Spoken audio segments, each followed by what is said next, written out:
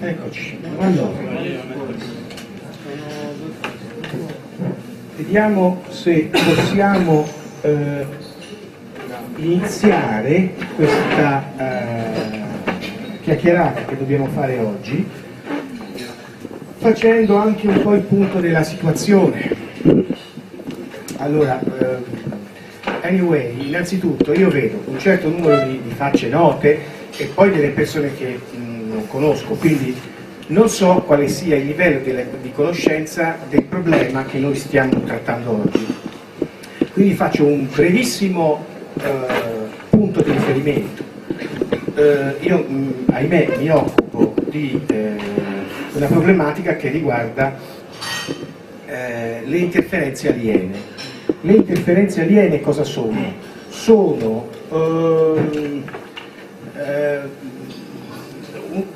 è una fenomenologia, diciamo, che dipende non da noi, perché noi siamo la parte passiva di questa cosa, ma in realtà dipende da loro, tra virgolette, gli alieni. Gli alieni, cioè, cosa c'entrano gli alieni? Purtroppo noi ce l'abbiamo fra le scatole questa cosa. Non ne parla nessuno, la gente non ha tanta voglia di affrontare un discorso come questo perché è un discorso difficile. Tecnicamente la Chiesa ha delle remore grosse nell'affrontare una cosa del genere. Devo dire che la politica, non so se voi lo sapete, ma sono state fatte 12 interpellanze parlamentari alla Camera sul problema degli UFO, la gente comune li chiama UFO, senza sortire nessun tipo di risultato finale. Inoltre i servizi segreti ci lavorano sopra, però la verità non viene mai fuori. Io me ne occupo da circa 40 anni ormai e dagli ultimi 20 anni mi occupo di un aspetto particolare della questione, che sono le interferenze aliene. Cioè le persone che vengono a parlare con me di solito sono persone che credono di aver avuto rapporti con queste figure che vengono da un altro posto.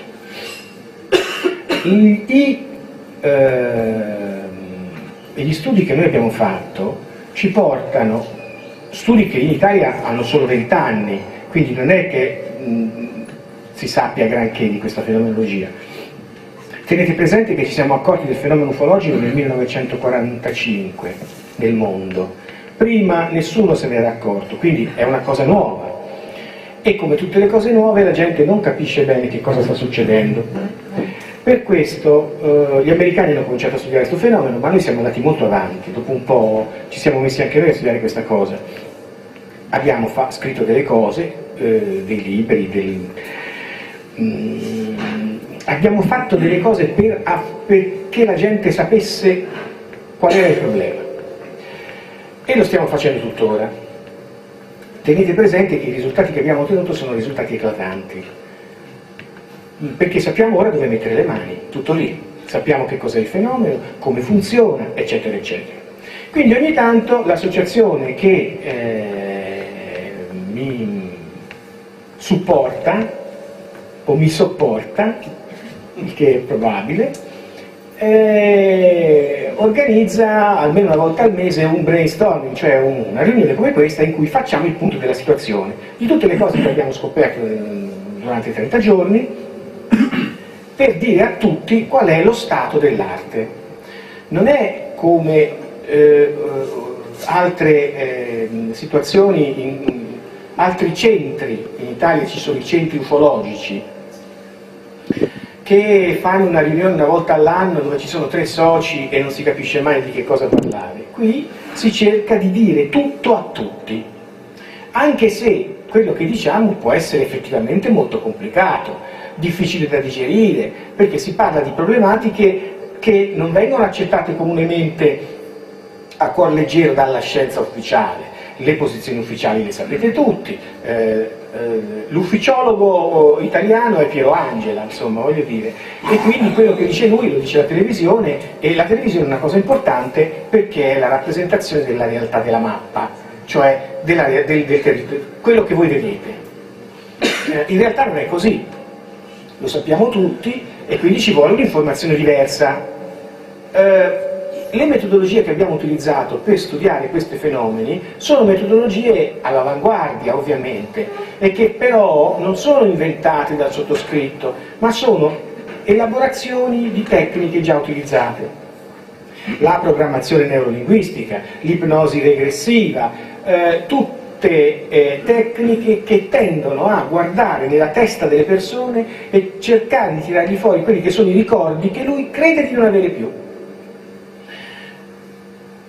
Morale della favola, e negli ultimi 20 anni quello che è venuto fuori, poi che abbiamo scritto dappertutto, soprattutto su internet, è il quadro di una situazione che non è a nostro favore. L'alieno buono che ci vuole tanto bene degli anni 65-70 della New Age americana non esiste. Il nostro modo di vedere invece dimostra che l'alieno, e ce ne sono di diversi tipi che vengono su questo pianeta, vogliono in realtà sfruttare l'essere umano per quelle che sono le sue caratteristiche, le sue potenzialità, e nel fare questo però non gli chiedono il permesso. Già questo potrebbe essere un problema. Poi c'è un altro problema, che tutte le volte che noi facciamo le nostre indagini con i nostri metodi scopriamo che accanto all'alieno di turno che viene a rompere le scatole al nostro addotto, brutto termine addotto che deriva da abduction, adduzione, preso contro la tua volontà, si potrebbe dire così. Bene, tutte le volte che noi andiamo a cercare una spiegazione, a ricordare, a far riprendere i ricordi al soggetto, ecco che compare sempre all'interno dell'ipnosi regressiva, per esempio, la tecnica che ci permette di riprendere i ricordi e rivisitarli correttamente. Compaiono questi cavolo di militari, cioè esseri umani come noi in divisa che dicono e che fanno delle cose accanto all'alieno. È evidente che ci eravamo fatti l'idea che l'alieno e il militare fossero d'accordo tra di loro. E qui ancora più, no, non va bene questa cosa, no buono. No buono. Allora, io la racconto come se fosse una barzelletta, ma tenete presente che ci sono dei numeri che sono i numeri delle nostre statistiche. Cioè, nel giro degli ultimi 20 anni, soprattutto negli ultimi 15, diciamo così, noi abbiamo visto un certo numero di persone. Saranno 1000, 1500, un numero imprecisato superiore a 1000, con diversi livelli di acquisizione di informazioni. Quindi chi viene trattato con l'ipnosi profonda, chi viene trattato con tecniche di programmazione neurolinguistica, chi con altre metodologie, ci lasciano le loro testimonianze, centinaia di testimonianze che per molti versi sono uguali, sovrapponibili l'una all'altra. L'indice di credibilità della fenomenologia aumenta perché questi che non si conoscono tra di loro non si possono essere inventati lo stesso sogno, la stessa cosa, nei minimi particolari, a meno che io non li influenzi. Per questo noi abbiamo lavorato con 3 gruppi diversi, quindi con 3 persone che facevano le ipnosi differenti, e anche in quelle situazioni abbiamo ottenuto sempre gli stessi risultati. Questo è solo il cappello alla questione. Per dire, non stiamo parlando del sesso degli angeli, o come dice qualcuno, non stiamo a pettinare le bambole, nel vero senso della parola. Qui c'è un problema da risolvere e cerchiamo di risolverlo con i mezzi che la scienza ufficiale oggi ci dà. Noi li abbiamo questi mezzi, e quindi li dobbiamo utilizzare. Allora, mi sono fatto il fogliettino, perché in queste riunioni la prima cosa che si deve fare è dare le indicazioni di dove stiamo andando, cioè quali sono le novità dell'istante, del momento, soprattutto per quanto riguarda le informazioni. Allora vi dico subito che io mi sono impegnato in questo periodo a fare delle cose che servono per mandare in perché la gente deve sapere. Tu sai le cose, la televisione non te le racconta o te le racconta male, nessun problema, te le racconto io. Poi te scegli se credere alla televisione o a me. Questa è la tua scelta. Però io ti do la possibilità di vedere le cose in un modo differente. Hai visto mai che c'ho ragione io? E allora però devo fare delle cose, perché l'informazione deve essere fruibile.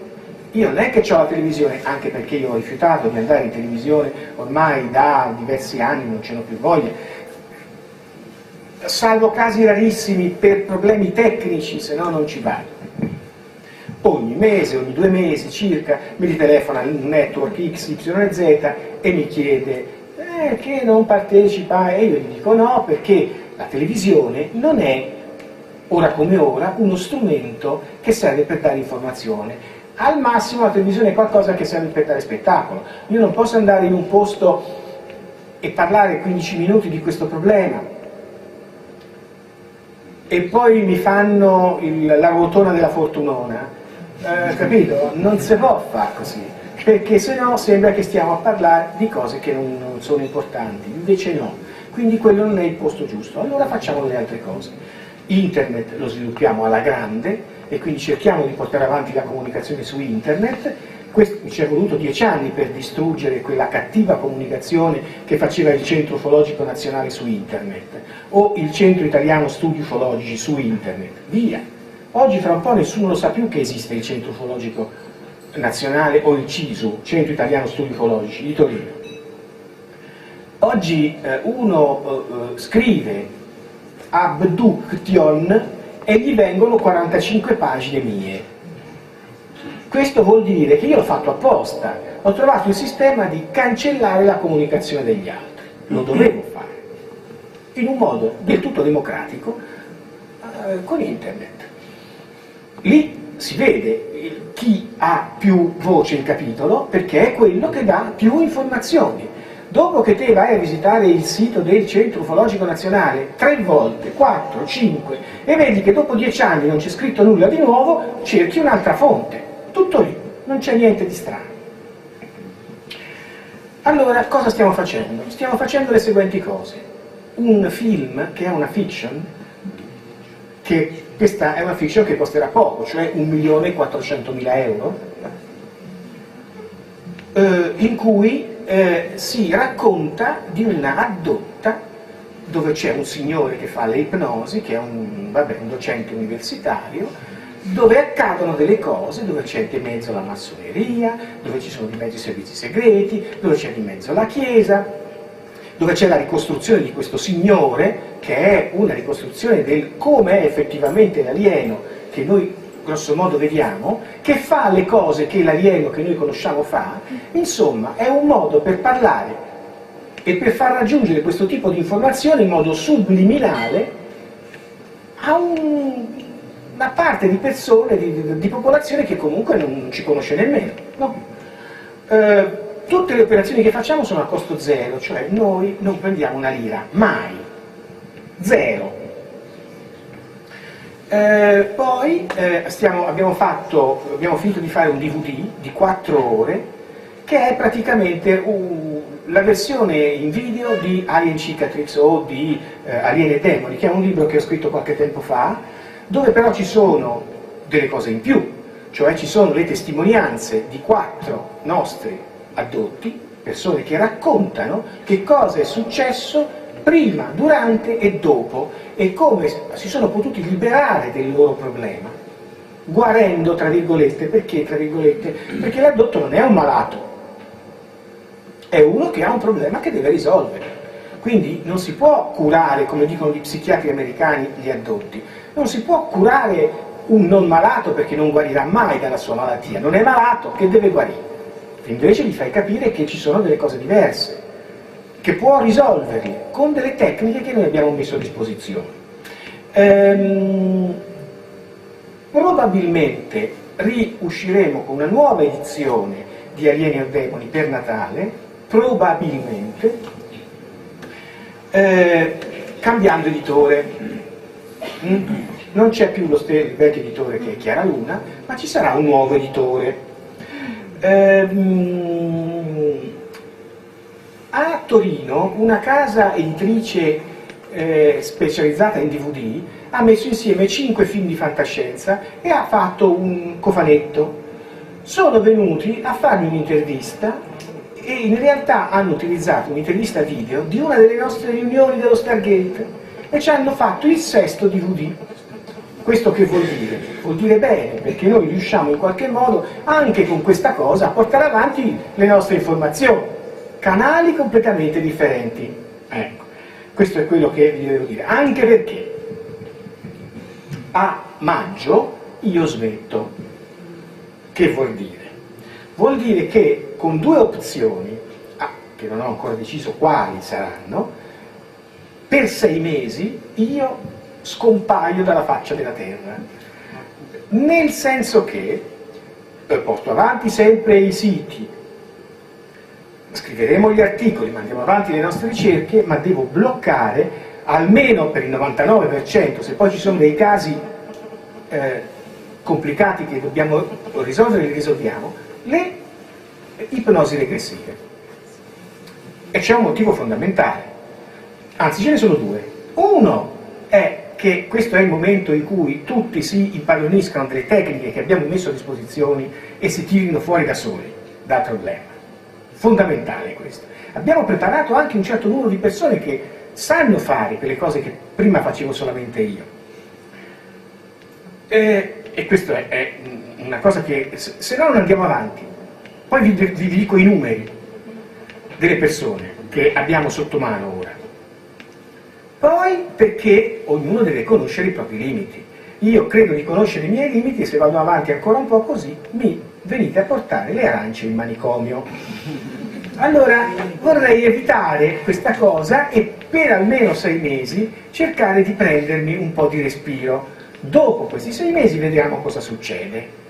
Ecco, questa è l'ipotesi di lavoro. Per cui ora sto portando avanti questo tipo di operazione. Ecco, queste sono le informazioni tecniche che si danno all'inizio, no? Quando ci si incontra nelle riunioni di un'associazione e si dicono le cose. Tenete presente che una cosa forse non ci avete mai pensato. Noi abbiamo la banca dati più grande del mondo sul problema dell'adduzione. La banca dati più grande del mondo. Cioè, noi, poveri disgraziati del gruppo Stargate, alla fine dell'anno, solamente con la banca dati di UFO Machine, cioè di uno dei 2 siti, siamo in grado di approfondire molto bene da un punto di vista statistico la qualità e la quantità delle risposte di migliaia di persone che ci hanno mandato i loro test di autovalutazione e fare quindi una valutazione che è meglio di 10 exit poll, perché abbiamo i numeri e la statistica con i numeri è una scienza esatta. In Italia noi gli unici nel mondo, perché si pensa sempre agli americani, no? Quando il telegiornale dice gli americani hanno scoperto una cosa interessante, il telegiornale, e subito dopo sparano una cazzata allucinante. Non so se vi ricordate per esempio che gli americani della Pampers a un certo punto, quella che fa i pannolini, avevano scoperto che i bambini facevano la pipì in un modo diverso dalle femminucce dopo 2000 anni. Ecco, questo è il modo che il telegiornale ci manda le notizie. Quindi quando gli americani hanno scoperto qualcosa, la grande ricerca, metteremo subito a ridere perché. Invece questa volta la ricerca seria l'abbiamo fatta noi in Italia. Non solo, ma va sottolineato un altro aspetto della questione. Noi siamo gli unici nel mondo ad aver creato, dopo aver studiato il fenomeno dell'adduzione, per quanto si possa criticare lo studio nel bene e nel male, siamo gli unici ad aver creato un sistema per uscirne nel mondo. Gli unici. Ecco. Perché a volte, sai, si pensa sempre agli altri, invece noi, poverini, abbiamo potuto fare questa cosa proprio perché abbiamo potuto lavorare su centinaia di persone, che ora sono diventate migliaia. Arrivano 300 test di autovalutazione al mese. Cioè, come si fa a rispondere a 300 test di autovalutazione al mese? Tra Senti Storia, che è il secondo sito che abbiamo, UFO Machine, e direttamente sulla mia mail, di media 300 costanti, e chiaramente te gli devi rispondere. Io ricevo 1500 mail alla settimana, che sono 80.000 lettere all'anno. Che faccio? Vado in Brasile? Scappo? Scappo quando non fanno più chi l'ha visto, così non mi possono trovare nemmeno devo trovare il sistema, il periodo quando non fanno chi l'ha visto, perché è una cosa tremenda, non ce la fai più. L'analisi dei test di autovalutazione è un'analisi complicata, non perché sia difficile farla, c'hai 60 domande, noi l'abbiamo redatto. Il test di autovalutazione, per chi non lo sa, è un test che permette di capire se te sei dentro il fenomeno o fuori, un test che si basa su una 60ina di domande. Supervalutato questo test, cioè ormai è un test buono, abbiamo capito che funziona. C'ha un errore che io credo sia un errore del 2%, sempre in senso positivo, cioè ti dico non t'è toccato e invece t'è toccato. Ecco, in questo senso io sbaglio, perché chi compila il test di autovalutazione ha dentro di sé a volte una censura nascosta che gli fa rispondere male alle domande, gli fa dire no dove invece bisogna dire sì, e sulla base di questi dati io ovviamente prendo delle cantonate. Su questa base noi avevamo stabilito qualche anno fa che gli italiani che avevano questo problema erano l'1% della popolazione, pochi, solo di più, non so quanti di più, ma solo di più. Noi vediamo solo lo zoccolo duro, quelli proprio che il test è chiaro, si vede chiaramente, ed è il test di autovalutazione ci permette anche di fare una cosa precisa. Io ogni tanto vengo preso da un momento di sconforto e dico ma no, mi sono inventato tutto, non è vero niente, qui è pura follia, perché veramente questa è pura follia. Poi vado a casa alla sera, il giorno dopo ritorno magari al lavoro, mi ristampo altri 3 o 4, 5, 10, 15, 20 test di autovalutazione, li leggo. Mai ragazzi, c'è scritto proprio quello che pensavo io, cioè vuol dire che è così, il fenomeno è quello, non c'è niente da fare, è inutile nascondersi dietro come gli struzzi con la testa sotto la sabbia. Al di là del fatto che il fenomeno è quello, e che tutto quello che io ho potuto, tra virgolette, sottolineare, l'ho scritto nei diversi scritti, che tutti possono trovare su internet e che si scaricano gratis, pensate, non si paga mai niente da loro. Mai niente, tutto gratis. Ogni tanto viene uno e fa ma lei fa l'ipnosi? Sì, facciamo l'ipnosi. Ma quanto le devo? Niente. Come niente? Ti guarda come per dire ma allora sei scemo. Sì, probabilmente sì. Sarei l'uomo più ricco d'Europa. Quando c'è uno solo in Europa che fa questo lavoro qui, o così o pomì. Questo era solo per dare una indicazione. Veniamo alle nuove cose che stanno venendo fuori. Il fenomeno dell'adduzione è un fenomeno che è chiaro nell'85-90% della cosa.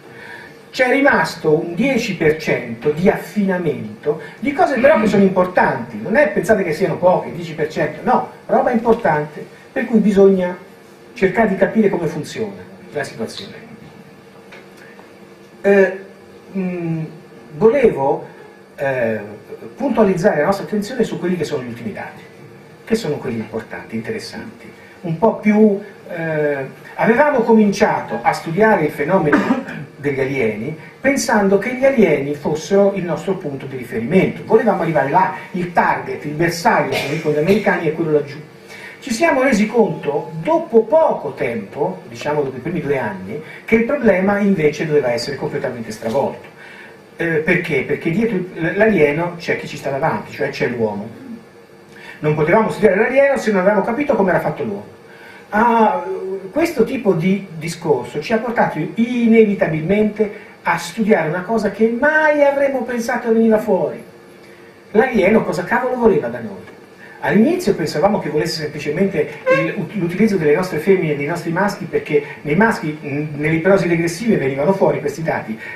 All'età dai 14 ai 16 anni si faceva un prelievo di sperma con una macchina strana che era collegata al soffitto, veniva giù, è una specie di mungitore di mucche, e questo povero ragazzo poi sarebbe stato tutta la vita stravolto da questa operazione, perché lui non se la ricorda più a livello cosciente, ma a livello subconscio si ricorda perfettamente quello che è successo. Quindi grosse difficoltà per esempio nel gestire i rapporti con l'altro sesso per tutta la vita, e non sai perché, no? Nelle femmine chiaramente era ancora più invasiva la cosa, perché nelle femmine c'è il ricordo dell'innesto di un ovulo dall'esterno nell'apparato genitale femminile e la sua riespulsione circa 3 mesi dopo, a seguito di una seconda adduzione. Tutte le donne che abbiamo messo sotto ipnosi che erano nel fenomeno hanno descritto questo nei minimi particolari, tutte nei minimi particolari, come è fatto l'alieno, il tipo. A seconda del tipo di alieno ti fanno un'operazione differente.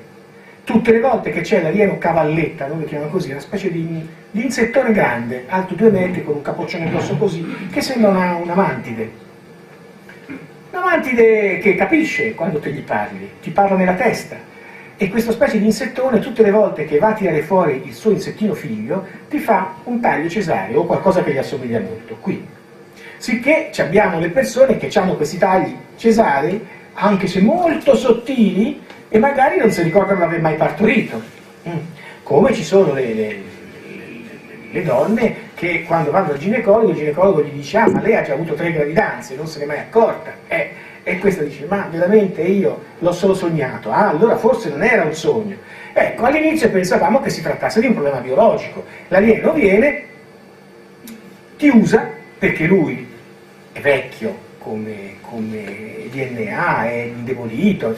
Pensavamo fosse una cosa così. Non erano più in grado di fare figli, e quindi avevano un problema sulla loro riproduzione della razza. Magari fosse stato così, ci saremmo incazzati uguale, però ci si poteva anche stare. L'alieno poverino, ti do una mano, però almeno dimmelo magari, no? Deve essere consenziente, chiedimi il permesso. Beh, no, c'era dell'altro dietro. E quando abbiamo scoperto questo altro, è venuto fuori il nocciolo vero della questione, che spiega tutto, la chiave di lettura, che apre tutte le porte. L'alieno, oltre che utilizzare l'uomo in tante altre cose, come questa della riproduzione per sé, utilizza l'essere umano perché cerca in lui una cosa che l'essere umano non sa di avere, una fonte di energia forte, potente, che l'alieno non ha e che l'essere umano ha. Una fonte di energia che veniva fuori all'interno delle ipnosi regressive e che noi non capivamo all'inizio assolutamente di che cosa fosse. Dopo che ti succede una volta, 2 volte, 3 volte, 4 volte, e accade sempre con personaggi diversi, ci siamo dovuti chiedere: qui c'è qualcosa che non torna. Allora te metti in ipnosi, lo faccio breve, una persona, con la tecnica giusta l'ipnosi diventa profonda e la parte che esce è una parte che si identifica con una coscienza differente, che ti dice: io non ho corpo, io esisto da sempre, non conosco cosa vuol dire il tempo, non abbiamo nome, noi parla plurale, abbiamo dato nome a questa cosa, la potevamo chiamare Giuseppe, l'abbiamo chiamata anima, dove la parte animica può essere descritta con una serie di tensori e di vettori nello spazio, nel tempo, nell'energia e nella coscienza, cioè una cosa che può essere geometricamente definita. Questa cosa non ha l'asse del tempo. Non avendo asse del tempo, quando te gli chiedi ma che giorno è oggi, questa ti dice in ipnosi: ma che vuol dire?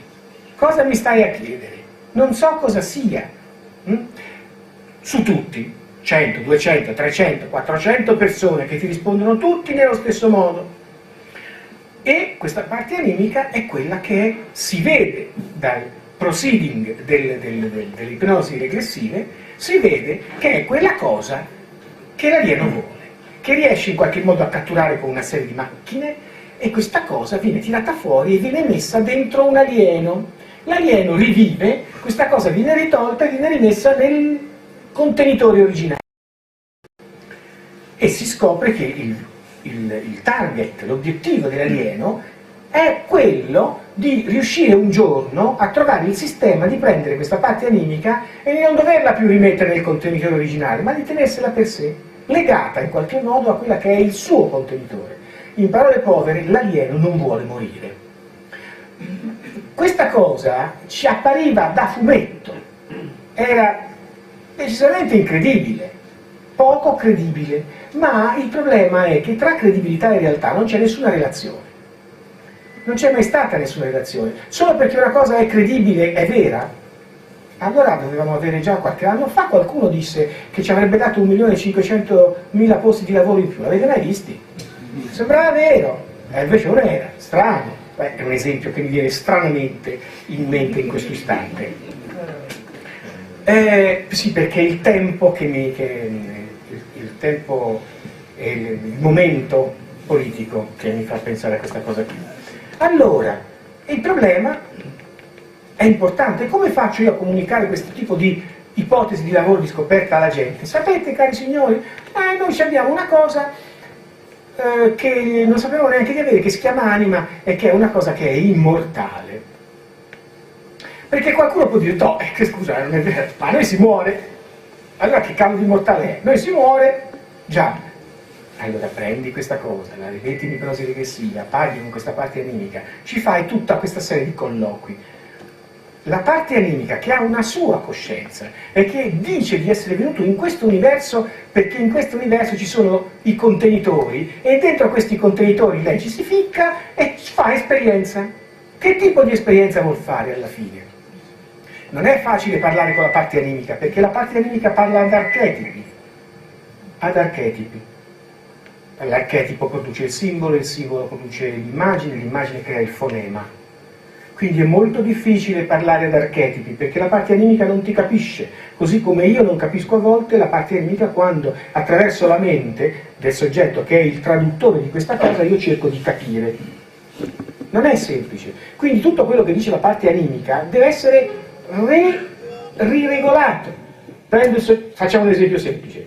Soggetto X, lo metti in ipnosi, tiri fuori l'alieno che è dentro di lui, in qualche modo, che usa la sua testa per sopravvivere, che è dentro, come non solo che viene con la macchina volante e ti prende, ma è dentro di te e ti parassita in qualche modo, lui lo puoi tirare fuori. Lo tiri fuori, gli schizofrenici direbbero ci sarebbe un'ipotesi di interpretazione diversa, cioè uno psicopatico multipersonale, no? Invece non è così, perché tutti avrebbero la personalità di Napoleone, cioè non è che uno si crede di essere Napoleone e l'altro Gengis Khan. Qui 400 persone, tutti si credono di essere Napoleone, alto 2,20 m, con la tuta blu, con 5 dita, il cranio spiccicato, gli occhi con le pupille verticali, eccetera eccetera, i capelli gramati, tutti così, strano. Anche perché si vede poi da come uno scrive, cioè dall'analisi comportamentale del soggetto, se uno è schizzato o meno.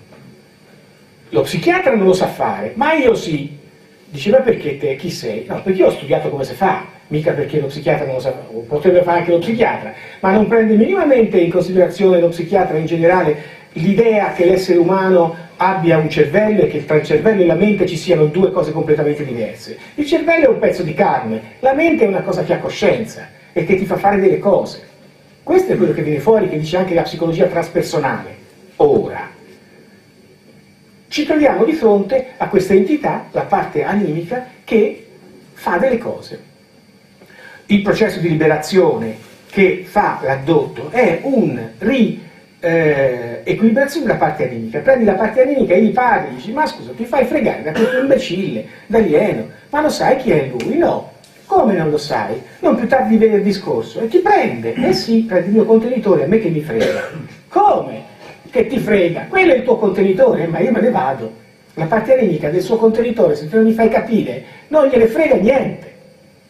che è una cosa incredibile, perché si capisce chi è l'addotto. L'addotto è uno sfigato, cioè l'addotto non è un eletto, è uno sfigato, cioè è uno che si è trovato in una situazione particolare in cui la sua parte animica gioca con mettete dei fiori nei vostri cannoni, cioè capisci cosa sta succedendo, il tuo contenitore sei tu, è lui che ti permette di andare in giro in questo universo, di fare l'esperienza che devi fare.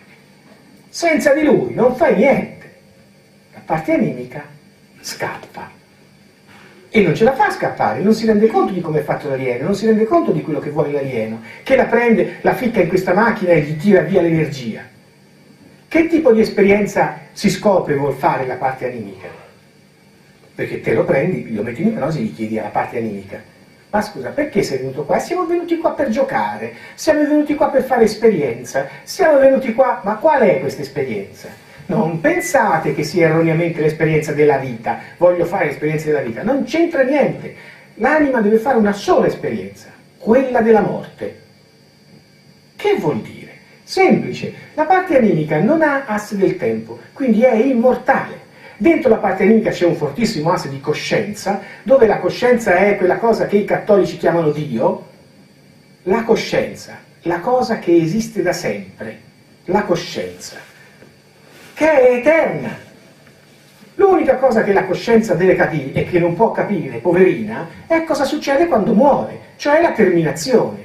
Allora, attraverso la parte animica che viene introdotta dentro i nostri contenitori, quello che succede è che la parte animica prima vive una vita e poi muore. Perché? Perché se no la morte non avrebbe nessun significato. Che significato volete che abbia la morte se prima non è stata colorata da un'esperienza vitale? C'è chi vuol morire, c'è chi non vuol morire, c'è chi muore sparandosi, c'è chi ammazza un altro, c'è chi ti dà una martellata su un piede. Ci sono tanti modi di morire, tutti questi miliardi e miliardi e miliardi di modi devono essere visti tutti dalla coscienza, perché quella deve acquisire coscienza della morte. Ma per acquisire coscienza della morte, prima di morire devi aver vissuto. Anima prende un contenitore, ci si ficca dentro, si fa un percorso di vita che costruirà la sua idea di vita e quindi la sua idea di morte, e poi muore e fa l'esperienza. Dopodiché va da un'altra parte a fare altre cose. Così dice, dopo noi torniamo a giocare di là. Ecco, dentro tutto questo preambolo tremendo che ho fatto, ci sono delle cose interessanti che chiaramente se le vede Piero Angela non esce più di casa per 6 mesi. Però vi dico, per esempio, questi fenomeni che noi all'inizio non conoscevamo minimamente, che sono legati a quei racconti di premorte, NDE, Near Death Experience, esperienze vicine alla morte. Alcuni dei nostri addotti sono morti, ma non sono morti. E noi come ce ne accorgiamo? Ce ne accorgiamo facendogli ricostruire alcune parti della loro vita. Dovete sapere che l'addotto non può morire, perché sì, può ovviamente, però l'alieno non vuole che l'addotto muoia, perché per lui è una mucca da ungere molto importante. Non si può far morire un addotto così, bisogna correre subito ai ripari. Tenete presente che l'addotto è uno di quelli che ha sovente forti idee a un certo punto della sua vita, del suo percorso, di reprimere se stesso e la sua vita, cioè di suicidarsi. Le poche volte che ci prova non ce la farà mai. Vediamo alcuni esempi, così si capisce cosa succede. Ragazza di Cagliari. Queste sono tutte persone che poi sono usciti e stanno uscendo dal problema. Ricorda, io con lei faccio 2, 3, 4, 5, 6 ipnosi, poi lei è uscita dal problema, ma quando eravamo lì che stavamo studiando questa cosa, lei mi racconta, e facevamo i colloqui preliminari, mi racconta della sua esperienza, di quando ha deciso di suicidarsi.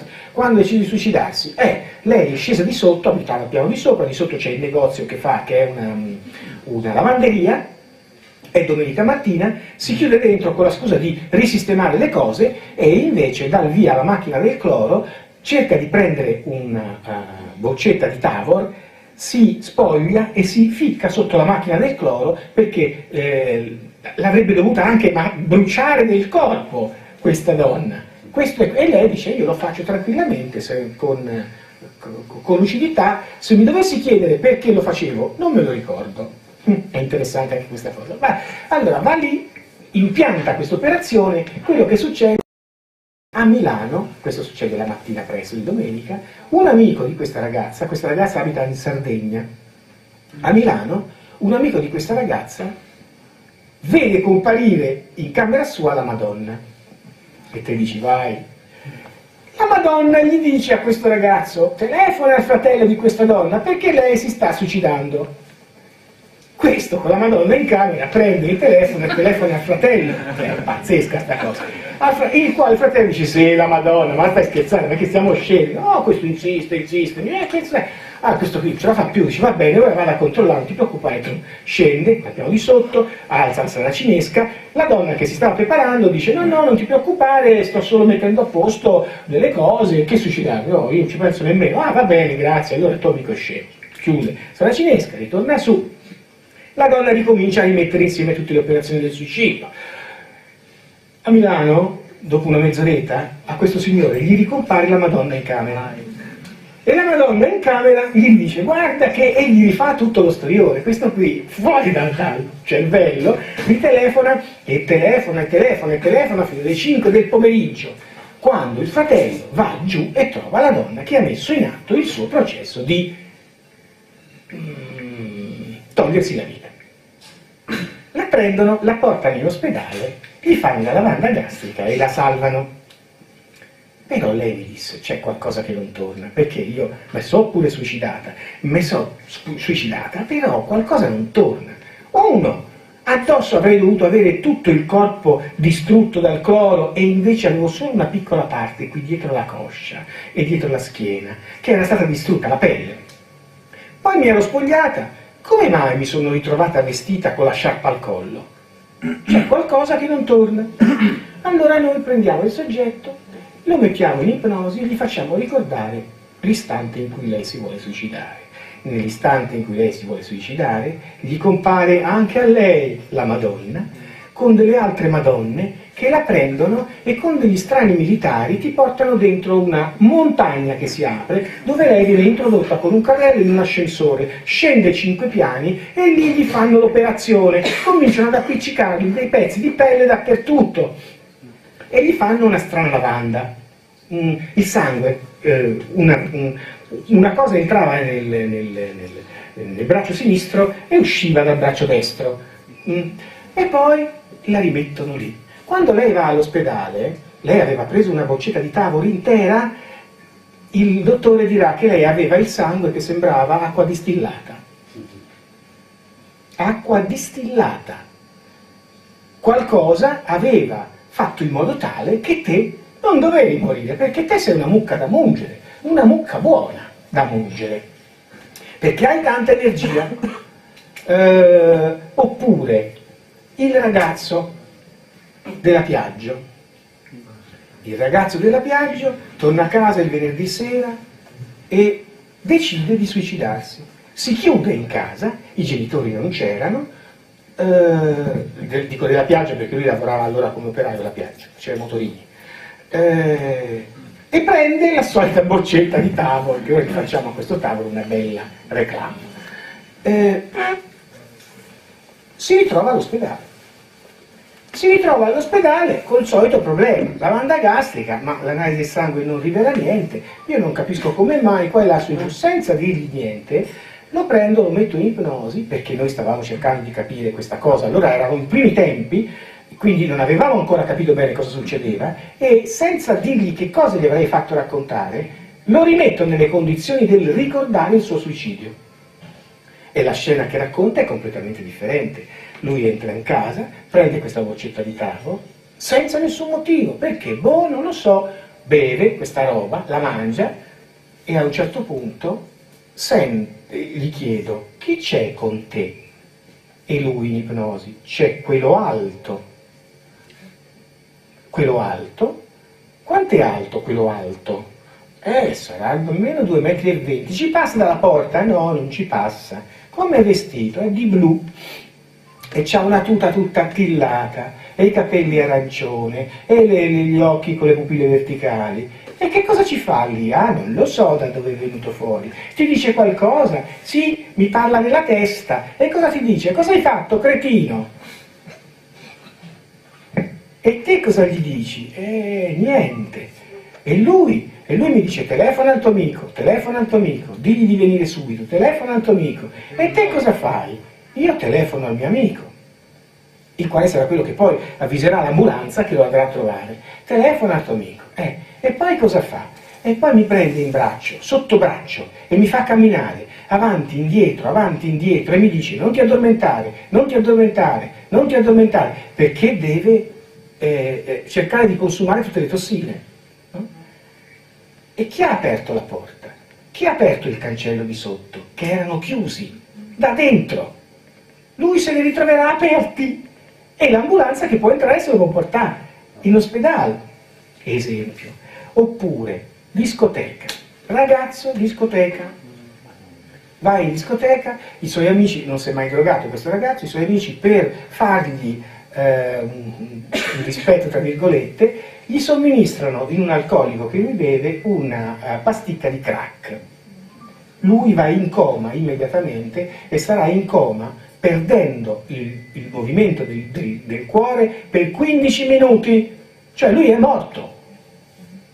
Dopo 15 minuti si sveglia un po' incoglionito e dice ma lo sai che io so che cosa è successo, perché io ero lì morto. Ma non ero morto, vedevo tutta questa gente, anzi a un certo punto sono uscito fuori dal corpo e guardavo dall'alto cosa succedeva e c'era il mio amico che è andato a un certo punto nella sua macchina di fuori della discoteca a prendere una cosa nel cruscotto che era una siringa, è tornato indietro e mi ha fatto anche questa puntura.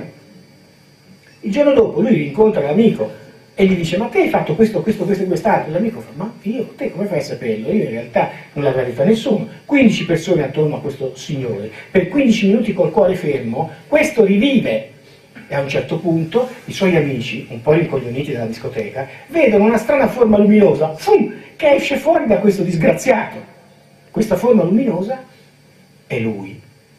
E lui in ipnosi, quando descrive la cosa che succede, vede che ci sono degli esseri alti, bianchi, di capelli, con 6 dita, che lo prendono, lo portano nella loro macchina volante e riassestano in parte questa parte animica che si è staccata dal corpo e ce la rificcano e la ripigiano a forza dentro il contenitore.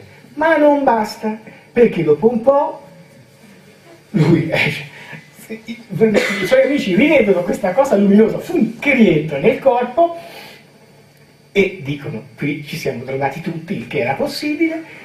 Lui si sveglia dopo 15 minuti di cuore fermo ed è vivo, ma non finisce qui, perché è un po' rincoglionito, si siede su una poltrona e aspetta il fine della serata, ma le cose non finiscono lì, perché a un certo punto lui sente bisogno di uscire, fuori dalla discoteca c'è la spiaggia e a un certo punto il tempo si ferma e vengono dei signori, questa volta alti, biondi, con i capelli rossi, vestiti di azzurro, con 5 dita e le pupille verticali, che se lo prendono, se lo portano su, lo mettono su un lettino e gli fanno la solita trasfusione di sangue, dicendogli non ti fa più fregare, che sennò qui è un casino. Dopo gli ridanno un calcio nel culo e lui si ritrova a dormire sulla sdraio del mare lì. I suoi amici alle 6 di mattina vanno a cercarlo e lo trovano lì perché dice questo è morto, sarà andato a buttarsi nel fosso da qualche parte, invece lui sta abbastanza bene e però non ricorda tutto quello che è successo, che invece ricorderà nel momento dell'ipnosi, cioè ricorda tutto, ricorda anche quello che gli altri amici hanno fatto e che non gli hanno detto ed è in grado i suoi amici poi di confermare stranamente questa cosa perché lo guarderanno da quel giorno in poi come cioè, con sospetto, ecco.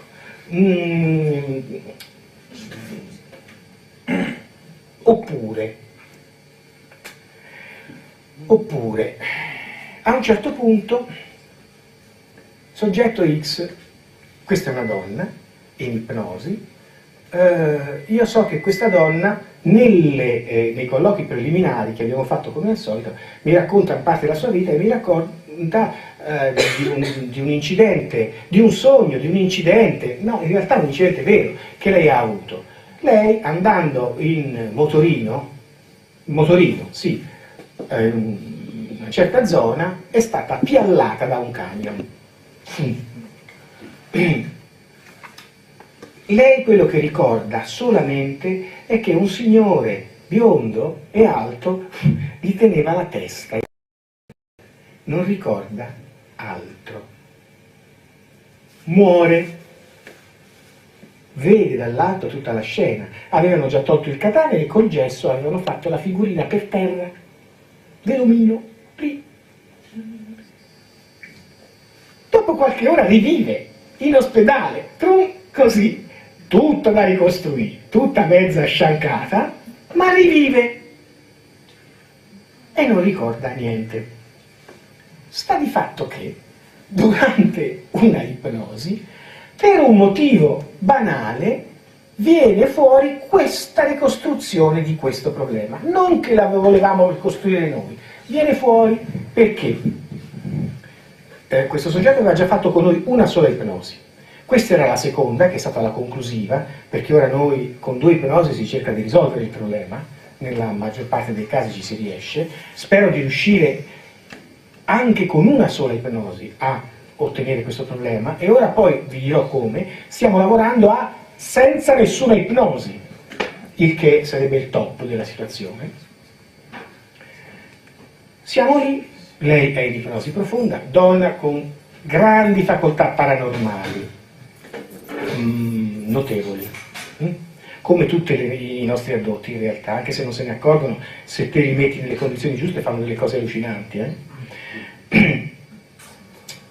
E io parlo con questa parte animica, e questa parte animica gli chiedo dei contenitori.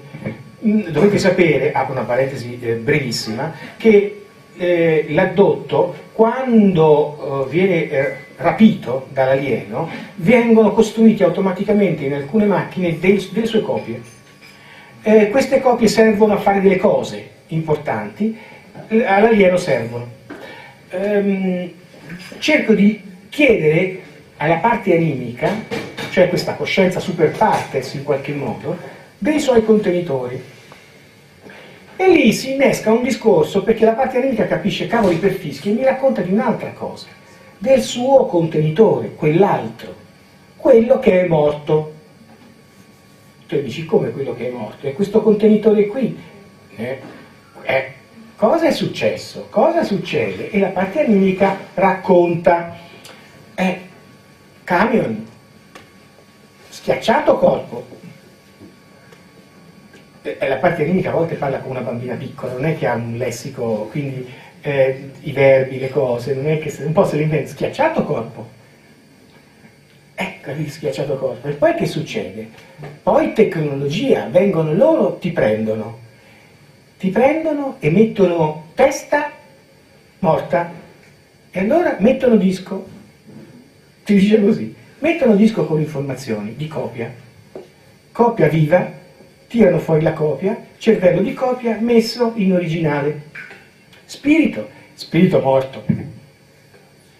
E allora la parte animica è morta? No, la parte animica stava lì e guardava. Poi, una volta costruito tutto corpo, ancora una volta nuovo, parte animica rientra e questa rivive. Rivive. E ci ritroviamo a capire perché questa aveva questo essere dentro che gli dava le informazioni. Te lo dico io come sono fatti gli alieni, non ti preoccupare, io sono il tuo spirito guida, che era lo spirito, non il suo, dell'alieno, che era all'interno della quella che noi chiamiamo memoria aliena attiva, cioè la parte di cervello che è pilotata dall'alieno, e che, non essendoci più lo spirito originale, al posto dello spirito originale ci avevano traslato lo spirito alieno, che aveva occupato anche la posizione dello spirito originale. Allora ci troviamo di fronte a un corpo che era stato riassestato, riassemblato, con la memoria, che questa donna non ha più la sua memoria, ma ha la memoria della coppia, il backup. E infatti della sua vita ci sono dei pezzi che non si ricorda minimamente. 0. Anni di vita, via. Riprogrammata la memoria. la parte animica che è ritornata nel contenitore originale ci tiene a dire no, no, il contenitore originale non può la parte animica entrare in un contenitore copia, non ci resiste, non va bene, non è fatto per lei, funziona poco, come te lo devo dire? E uno spirito che, ecco chi era quella vocina che faceva il super partes e che diceva alla donna che aveva facoltà paranormali, io sono il tuo spirito guida, ora ti dico io come stanno le cose. Si trattava dello spirito alieno. Allora, quando la parte animica si rende conto di queste cose, poi si rende conto anche di una cosa, spirito originale spento. Spento? Allora, e dov'è ora? Ora c'è, ma è spento, bisogna riaccenderlo. Allora, sai cosa facciamo ora? Gli dico in ipnosi regressiva. Si spegne lo spirito della tua memoria alienativa e si accende lo spirito tuo. Si può fare, sì, famolo. Fatto, lei è ritornata normale, guarita dal problema, ha cacciato nel culo anche la memoria reattiva. Ma non è più l'originale, cioè la sua mente è quello che è rimasto. L'alieno ti ha salvato in tutti questi 4 casi, l'alieno ti ha salvato la vita. Allora l'alieno è buono. No, l'alieno è stronzo, perché se te non gli servivi, lui se ne fotteva di te, punto numero 1. Ti salva la vita come noi si salverebbe a una mucca, semplicemente perché lei ti deve fare più latte. Non perché te ci tieni, come dice la New Age americana. Tantissimi anni fa leggevo un articolo su una rivista di ufologia americana in cui si diceva che l'addotto col tumore guariva. Perché sono venuti gli alieni, mi hanno puntato la luce addosso, verde, gialla, fumo, e poi il tumore non c'è più. Gli alieni sono buoni, mi hanno guarito. Certo che ti hanno guarito, per poi farti un culo così dopo. Allora, ecco dove sta la bontà dell'alieno, che non può essere mistificata in qualche modo, bisogna rendersi conto delle cose che succedono. Però, dietro questa cosa, noi ci rendiamo conto ancora una volta come l'essere umano ha una possibilità di vita allucinante, perché la parte...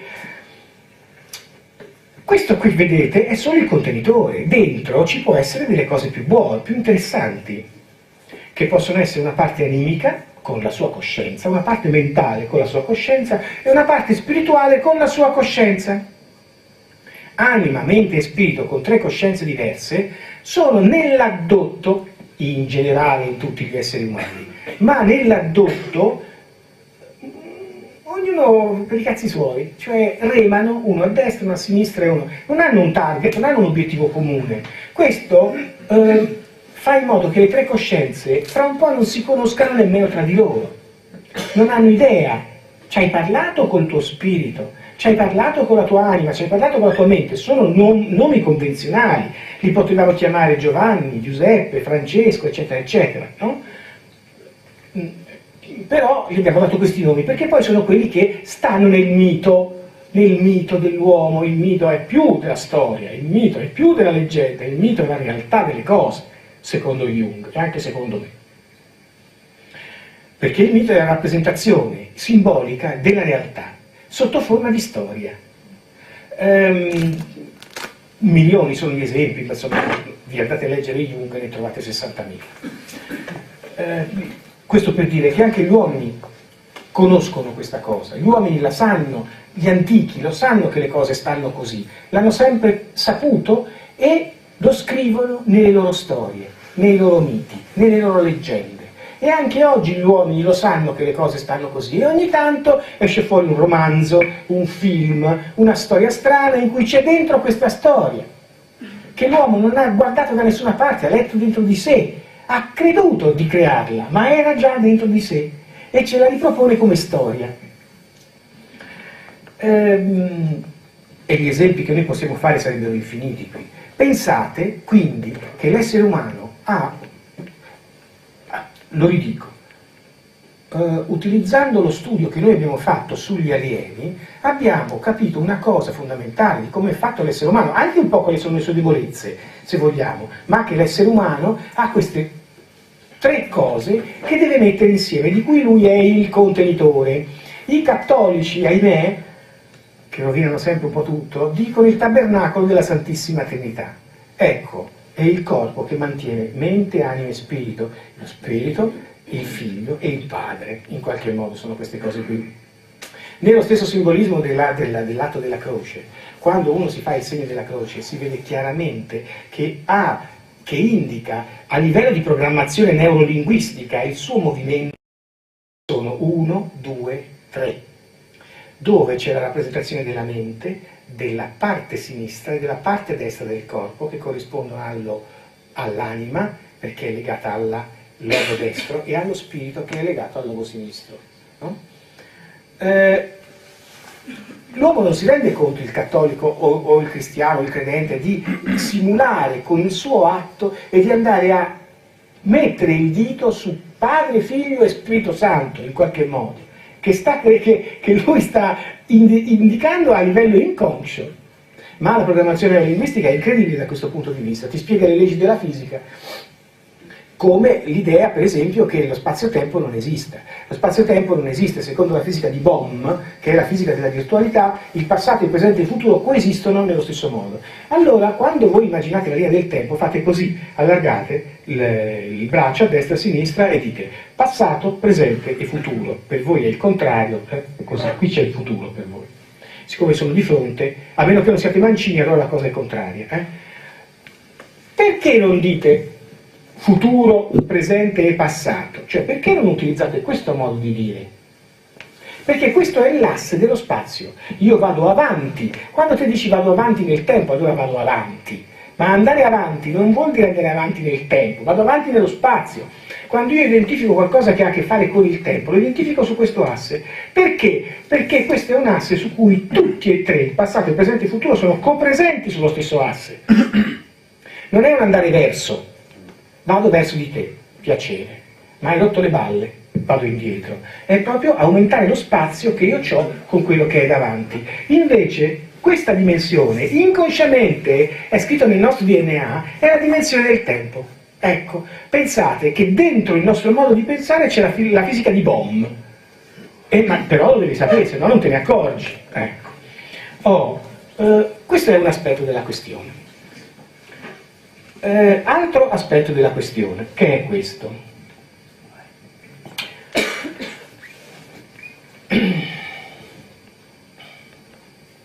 Sì, diciamo prima questo, che così alla gente gli viene un po' di strizza, che a me mi piace quando la gente sono una merda. Dunque, perché mi dicono che sono catastrofista, no? Mi dicono che sono catastrofista. E che faccio quelli che sono quelli che fanno appartenenti ai centri ufologici italiani, eccetera, eccetera, dicono che io faccio del terrorismo ufologico. Allora, perché spavento le persone, no? Ci sono gli alieni che sono cattivi, vengono, ti prendono e ti fanno un mazzo tanto. No, non lo devi dire, gli alieni sono buoni. Devi dire che gli alieni sono buoni, e quando scrivi l'articolo devi scrivere in questo modo, se no poi noi non possiamo più vendere il giornale, perché il giornale si vende solo se tu dici che gli alieni sono buoni. Mi dicono così. Per questo io non ho voglia di scrivere degli articoli sui giornali che sparano in questa roba, perché poi ti vengono a dire, no, ma questo articolo c'è scritto che gli alieni sono cattivi, non si può. La gente poi non ci compra più il giornale e non ci fa più prendere soldi a noi. Capito come funziona la cosa? Io già mi sono trovato a litigare con certe persone, ma lasciamo bene. Una cosa importante è cosa vuol dire, io lo lascio a voi poi il risultato di questa operazione. Te sei lì in ipnosi con un soggetto di questi e ogni tanto ti scappa una domanda che magari non c'entra niente, perché serve tecnicamente per distrarre il soggetto che si sta magari emotivamente alterando. Gli facciamo raccontare un'altra cosa che non c'entra niente, così lui si distrae. Oppure la domanda viene percepita dalla parte animica in un modo sbagliato e lei ti risponde a un'altra cosa che te non volevi sapere, perché lei pensa che tu gli hai chiesto quella cosa lì. Quando te prendi la parte animica e gli chiedi, perché c'è una procedura particolare, che a un certo punto ti dice guarda tutti i tuoi contenitori che hai avuto in un unico colpo, parliamone 5 secondi, ogni essere dotato di parte animica, la sua parte animica è in compartecipazione, in condominio, con tutta un'altra serie di contenitori che sono nel suo passato e nel suo futuro. Ed è una parte animica comune. La parte animica fa lo scanning come fosse un vecchio televisore, col pennello, molto velocemente, e entra in una, poi nell'altra, poi nell'altra, poi nell'altra, poi nell'altra, poi in una, poi nell'altra, poi nell'altra, poi nell'altra. E tra un'entrata e l'altra, essendo che il tempo è quantizzato, ci mette meno di 10 alla meno 44 secondi, cioè meno del tempo di Planck. Così è vero che da una parte è in una parte animica alla volta, ma è altrettanto vero che noi non ci accorgiamo di questo e per noi è contemporaneamente in tutti questi contenitori insieme. Bene, io gli dico: guarda tutti questi contenitori, vedi ci sono questi alieni che sono venuti a romperti le balle, bisogna che tu fai qualcosa per liberarti. Poi su questo problema ci torniamo.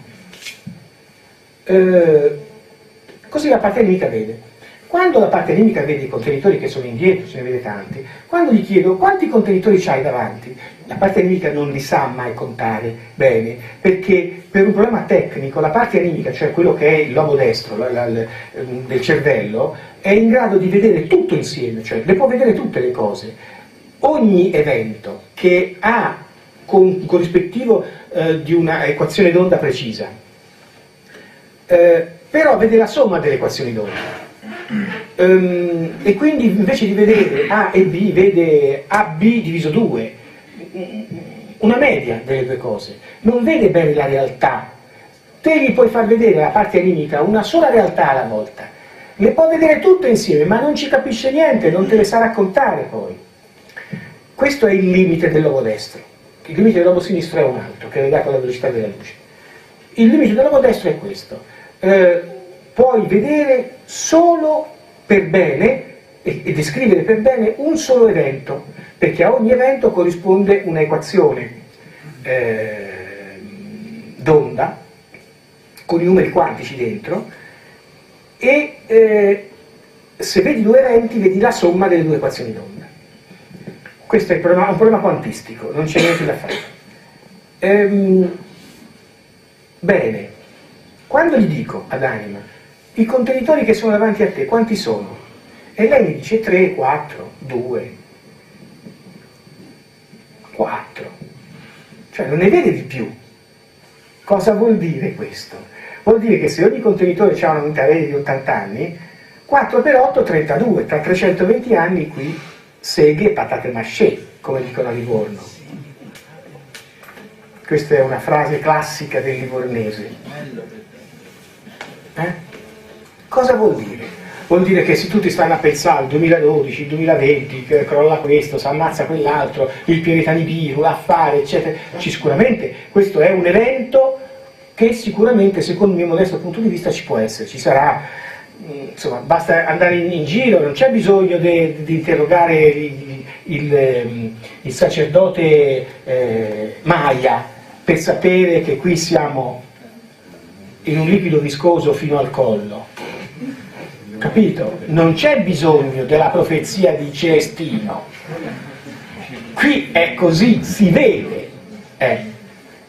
Qui però c'è un altro problema. Dietro il problema di questo evento cataclismatico, che prima o poi ci sarà, che sarà la caduta della borsa di Tokyo, la rivoluzione, non lo so, secondo me poi solamente sarà tutto correlato e condito da quella che è una nuova rivoluzione fondamentale di idee, una rivoluzione culturale, che a un certo punto scoppierà e la gente dice ora basta, mi sono rotto le balle, e tutto il resto sarà una conseguenza di questo evento, cosa che accadrà tra breve, perché ci siamo, si vede tutti i giorni, basta leggere i giornali. Però dopo non è che se va avanti tanto, perché i contenitori delle parti animiche ti dicono io ne avrò solo 3, gli altri solo 4, un altro solo 2, cose che io non ho neanche mai scritto da nessuna parte, quindi non se lo sono nemmeno potuto immaginare. Se questo è vero, se le cose che abbiamo detto sono vere e hanno un indice di credibilità, vuol dire che gli esseri umani qui hanno finito. Però vuol dire anche un'altra cosa, che quello che si capisce bene da come funzionano queste operazioni è che noi il nostro futuro ce lo possiamo ricreare in qualche modo, ce lo possiamo riprogrammare. Questa è una cosa molto importante e ritorno al problema delle anime che vedono tutta la loro vita, le loro esistenze in un colpo solo. Questa è una nuova procedura che dà dei risultati molto belli e che sono spiegabili sia dal punto di vista della programmazione neurolinguistica da una parte, sì, che fa queste cose ma non se ne accorge, sia di Bohm, di Pribram, che dicono che l'universo è un universo virtuale. Allora, se è vero che non esiste il futuro, il passato, il presente, eccetera, eccetera, ma è tutto copresente con il presente, questo vuol dire che la mia coscienza, che è Dio, ve l'ho detto all'inizio, che è la cosa che ha creato lo spazio, il tempo e l'energia, cioè la parte virtuale dell'universo, cioè modificabile, quando io acquisisco consapevolezza della mia coscienza, i termini sono importanti, la coscienza è firma, è fissa, è sempre la stessa, non cambia mai, è immutabile e per questo non può essere descritta con descrittori matematici. Invece lo spazio, il tempo e l'energia è la realtà virtuale, cioè modificabile, che può essere descritta a formule.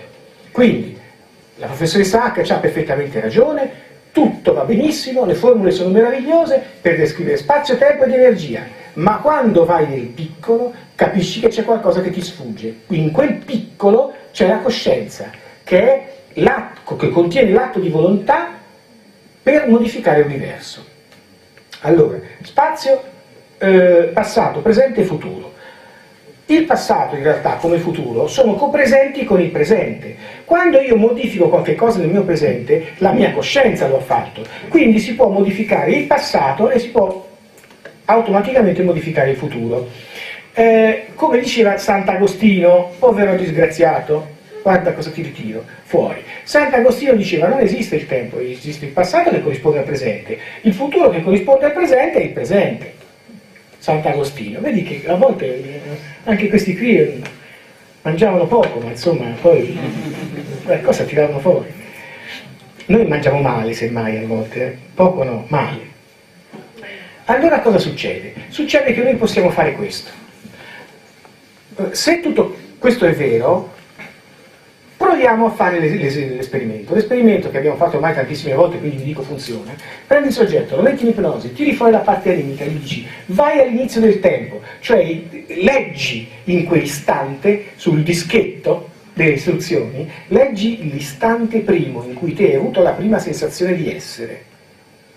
Lì puoi guardare per bene da quel punto tutti i tuoi contenitori, con tutte le tue vite, e vedere che gli alieni vengono a romperti le palle a tutti, perché non gli interessano i contenitori, gli interessa una parte animica. Quindi se la tua parte animica è presa in questo istante, in questo contesto dall'alieno, è la stessa parte animica che viene presa quando te è nell'antico Egitto, faccio per dire, che poi l'antico Egitto è nella stanza di là, non è nell'antico Egitto. Bene. Dopo che hai visto questo e che hai fatto questa esperienza, la vuoi continuare a fare ancora questa esperienza con l'alieno? La parte anemica dice di no, che non gliene importa più niente, anche perché il suo contenitore soffre e piange. Allora sai cosa si fa? Lo possiamo eliminare. E come si fa, ti dice la parte anemica? Semplice, basta volerlo. Vuoi eliminare dalla tua esistenza la presenza aliena? Sì, famolo. Fu, lavato. Riprendi il soggetto, lo riporti a descrivere la ultima adduzione non c'è più, se la ricorda in un modo diverso, te l'aveva descritta 5 minuti prima in un modo, ora te la descrive in un modo diverso. Ti arriva l'alieno, si apre il muro, te gli dici: no, io con te questa sera non ci vengo, fanculo. L'alieno si gira e se ne va e non torna più. E te prendi il soggetto e lo hai tecnicamente liberato. Ora non entro nei discorsi tecnici che sono più lunghi e rompono le mani, però grosso modo succede così. Tu, liberato, tu hai coscienza di essere stato preso dall'alieno, ce l'hai questa coscienza, ce l'hai questo ricordo, però le stesse cose che avevi scritto sul tuo diario le leggi e dici: ma non l'ho mica scritte io, cioè sì, l'ho scritte io, ma... E mano a mano che passa il tempo, il ricordo dell'alieno diventa sempre più fumoso, come se in realtà non ci fosse mai stato. Questo per una ragione semplice, che siccome il ricordo non esiste perché non esiste il passato, il ricordo è una telecamera che te vai a proiettare nella stanza di là, che si chiama passato, dove vai a leggere quello che sta succedendo ora. il tuo passato di ora. E siccome tu l'hai modificato, il tuo passato di ora, quando lo vai a leggere non c'è più il passato che ti ricordavi prima, c'è un passato diverso. E quindi non te lo ricordi più quello di prima, perché è come se non fosse mai esistito. Questo è quello che dice la fisica della virtualità di Bohm. Il soggetto esce dall'ipnosi e se te fai un buon lavoro, questo non si ricorderà dopo un po' più nemmeno di essere mai stato preso. Non se lo ricorda più, come se il problema non fosse mai accaduto. Questo è un aspetto fondamentale, ma per arrivare a questo lavoro qui, che è un lavoro che funziona perché la gente mi guarisce, tra virgolette perché non è malato, abbiamo dovuto capire che esisteva una parte animica, abbiamo dovuto capire che questa parte animica non aveva l'asse del tempo, abbiamo dovuto capire che se c'è una chiave di lettura questa è la fisica di Bohm che ce la dà, e a questo punto il gioco è stato fatto. Nella programmazione neurolinguistica questo accade perché il programmatore neurolinguista ti dice: vuoi smettere di bere? Sono alcolizzato. Vuoi smettere di bere? Guarda, immaginati nella tua testa che te stai aprendo il bar. Lo stai aprendo e in quell'istante tu diventi grande, molto grande, mentre il bar diventa piccolo, piccolo, molto piccolo. Tu immaginatelo nella testa, veditelo e costruisciti nella testa questa realtà. Se te la costruisci nella testa, questa realtà è vera perché ce l'hai nella testa, ma fra un attimo la proietterai nell'ologramma, cioè fuori, e riprogrammerai il fuori. Quando questo accade, te in programmazione neurolinguistica l'alterazione delle proporzioni ha un significato archetipico fondamentale. Te sai dominare, perché sei più grosso, la cosa più piccola che è davanti a te. È banale questo, è il linguaggio macchina che ti fa capire questa cosa. A questo punto, te, in quell'istante, immaginati di non avere più voglia di bere. Se lo fai bene, bene, sei soddisfatto, bene, ancori questa cosa a una situazione piacevole. Ti ricordi quando eri in campagna l'altro giorno che c'era il sole e che si stava bene. Lo ancori, c'è tutta una serie di tecniche per l'ancoraggio. Stai facendo una riprogrammazione con un computer, A questo punto parte il trucco finale. Guardati nel futuro, che te sei vecchio e hai passato tutta la tua vita che non hai più bevuto un bicchiere di alcolico per tutta la tua vita. Vedi? Immaginatelo nella testa. Nel fare questo, mentre te ti stai immaginando questo, la tua parte di mente, che è la mente e la memoria a medio termine, sta scaraventando questa immagine nell'ologramma e la sta riprogrammando. Te hai preso l'immagine di quello di te che vedevi, l'hai modificata e riproponi nell'ologramma un'immagine completamente diversa. Hai riprogrammato l'ologramma. Questo fa la PNL. Il risultato è che con questo sistema la persona che si è rivolta al PNLista non beve più. E che cosa ha fatto il PNLista? Lui non se ne è accorto, ma ha usato il nostro sistema, il nostro trucco, cioè ha riprogrammato la realtà virtuale. E questa è la cosa importante. C'è poi un altro aspetto della questione. Sì, io prendo sempre visione del tempo, perché sennò poi... C'è un altro aspetto della questione, che è la questione delle coppie. Questo ne abbiamo parlato prima di sfuggita. Tutte cose che sono dei tasselli che vale la pena approfondire ora, che non abbiamo approfondito negli anni passati, perché ancora non avevamo le carte in regola. Ora abbiamo una metodologia che sembra essere buona e utile per potersi liberare della presenza aliena. L'alieno non viene più per tanti motivi. Prima perché tu con la tua parte animica sei in grado di bruciarlo quando vuoi, cioè lo fondi, perché la tua parte animica modifica lo spazio-tempo e quindi modifica tutto quello che gli pare. Quindi, in ipnosi regressiva, ma non solo in ipnosi regressiva, vediamo fra un attimo anche come si può fare all'interno di un esercizio che si chiama Simbad, modifichiamo questo tipo di realtà. L'alieno, che ha meno coscienza dell'addotto, ha meno volontà, è meno forte, e quindi quando un addotto qualsiasi che ha parte animica e quindi ha anche la coscienza, il bagaglio coscienziale di anima, si mette a lottare contro l'alieno, vince l'addotto perché l'addotto ha più coscienza ha più cannoni, ha un cannone più forte, l'altra coscienza soccombe.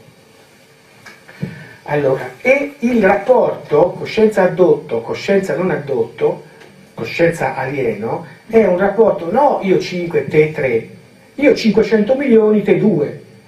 Questo è il rapporto. La parte animica, per chi ce l'ha, si vede chiaramente che è un contributo notevole. Lo possiamo vedere e verificare anche tra di noi. Prendiamo gli alieni, che è più comodo, se no poi finisco per parlare magari di Berlusconi. Prendiamo l'alieno, lasciamo gli alienati, parliamo degli alieni.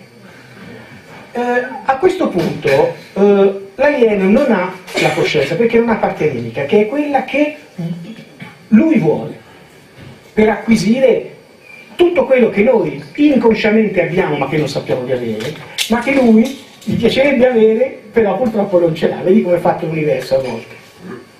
Allora c'è la lotta. Quando te hai detto alla tua parte animica, guarda che se vengono gli alieni te li puoi cacciare, li puoi mandare via, te col tuo atto di volontà gli puoi dire no, io con te non ci vengo. Sì, figurati se, te glielo devi far capire bene. Se glielo fai capire bene, la parte animica capisce e mette in atto questo processo. La prossima volta ti telefoni, lo sa, questa notte sono venuti, sono contenta? Ah sì, come mai sei contenta? Sono venuti, sì, ma l'ho cacciati. Allora si può fare, e te l'avevo detto che si può fare. E dopo un po', quello che accade è che questi non vengono più. Cosa vengono a fare? Rischiano. Nell'andare avanti, eravamo a 3/4 del problema per la risoluzione, perché poi questi, l'alieno non ha un piano B, viene sempre a romperti le palle. Non ci sono riuscito oggi, ci riprovo domani, non ci sono riuscito domani e ci riprovo dopodomani. Non è che c'ha una fantasia X per dire qui c'è qualcosa che non va, cambiamo. No, tutta la vita così. Il piccoletto ti entra tra il frigorifero e il televisore, tutta la vita ti entra da lì. Non potrebbe entrare da un'altra parte una volta, no. Ci ha provato la prima volta, è andata bene, sempre da lì rientra. C'avevo un ragazzo a Roma, che è cintura nera di karate, che dormiva qui su un letto messo qui e tutte le volte c'era un piattino attaccato al muro, di quelli di metallo, con delle scritte arabe sopra.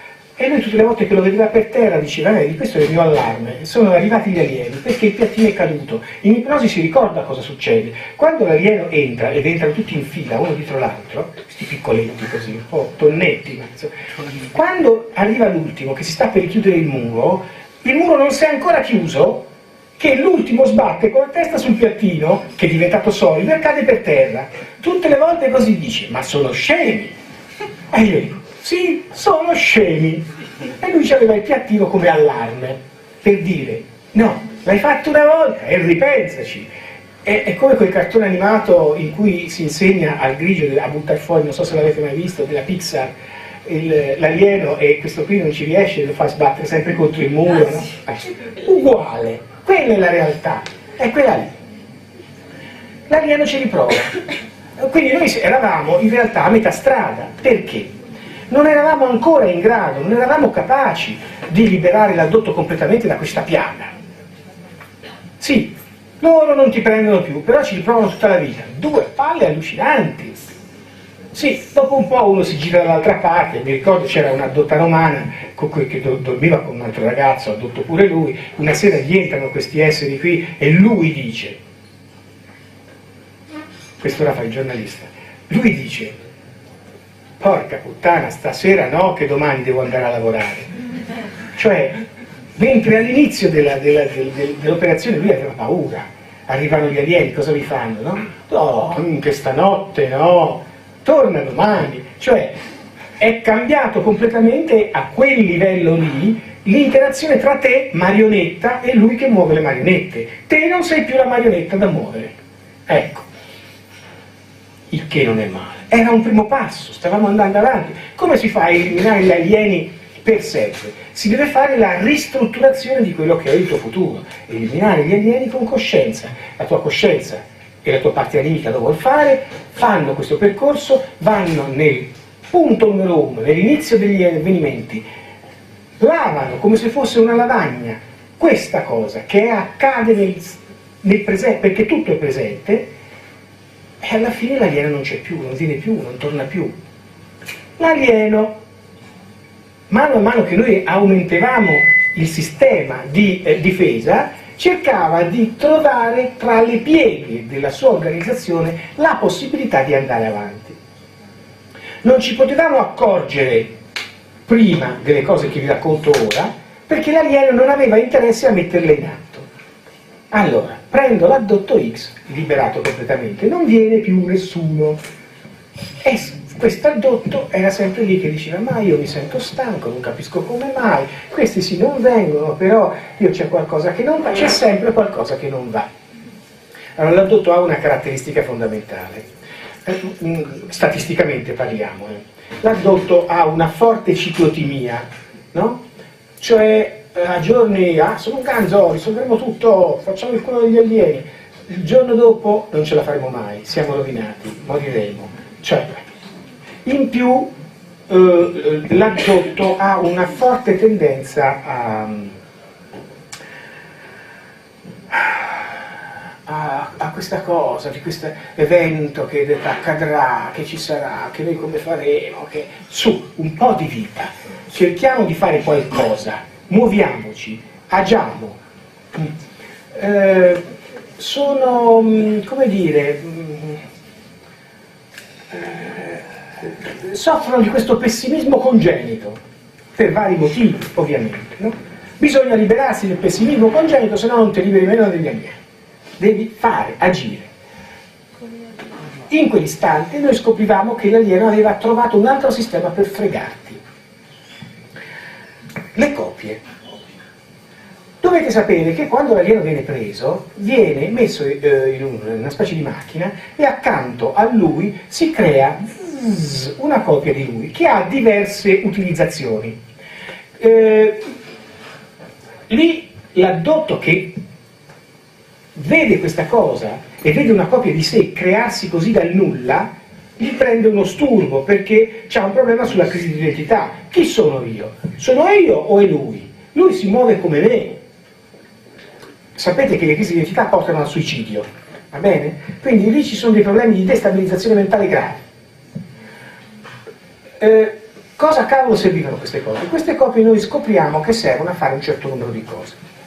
Ma e vi dico anche cosa sono. Uno, a tenere dentro la testa una copia della memoria alienativa, cioè la parte aliena che sta dentro di te e che non può vivere fuori perché non ha corpo, ma sta dentro di te, utilizza il tuo corpo, la tua energia, in attesa che qualcuno gli trovi un altro corpo dove entrare e procrastinare così il giorno della sua morte. Non vuole morire, te c'hai un corpo libero, un cervello libero, mi si ficco lì dentro e ci sto fino a che non mi hanno costruito un altro corpo.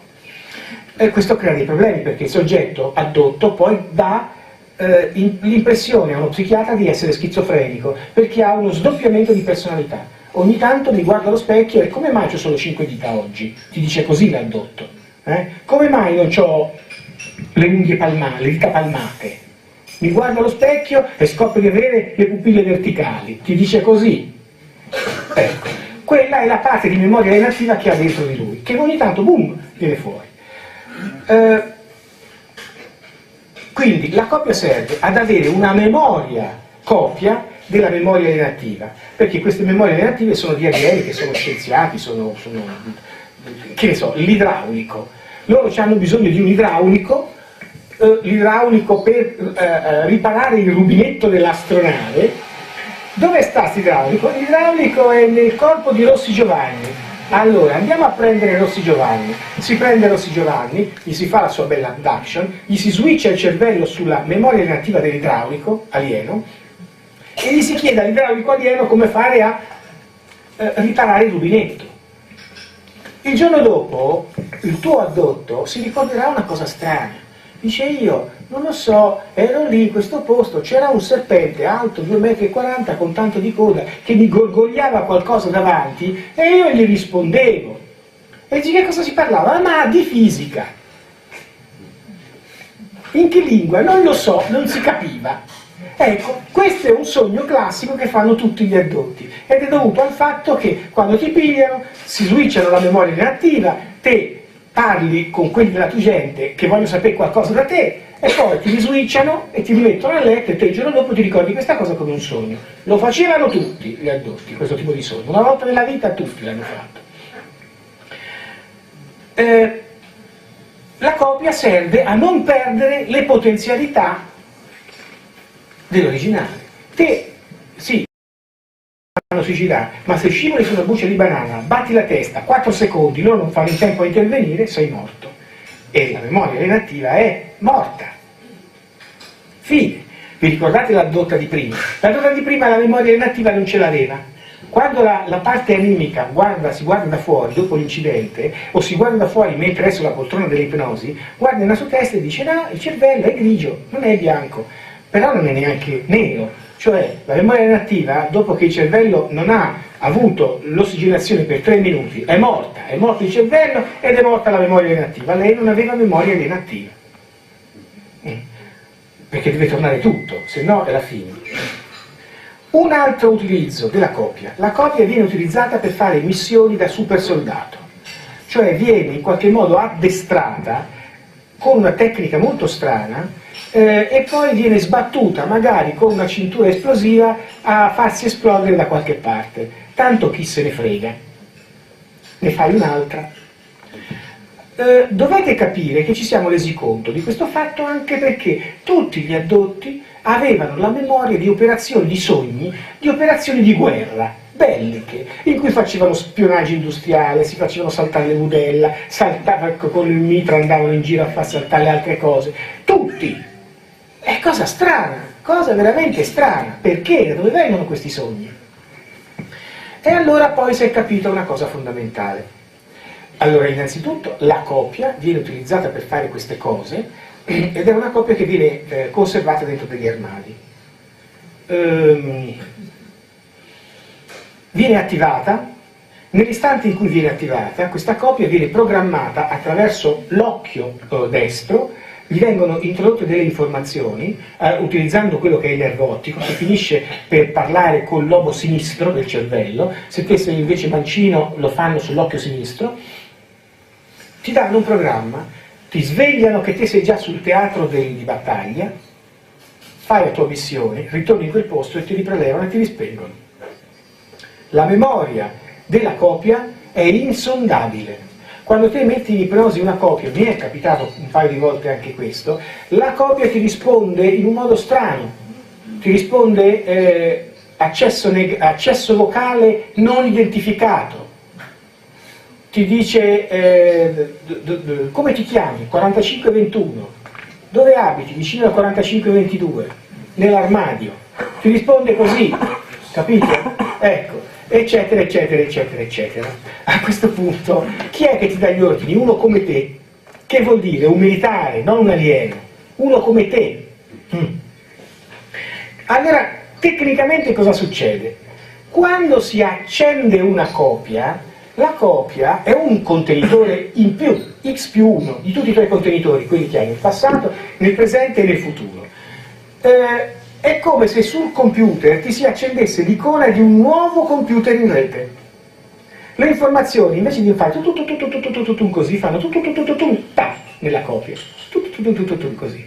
Quindi te vivi di notte, per esempio, la co-conoscenza di quello che la copia sta facendo e credi di sognarla come sogno, ma in realtà è la parte animica che in parte è stata richiamata dentro la copia e che quando torna dentro l'originale scarica dentro di te la sua coscienza di quello che è successo, come una telecamera che va di là.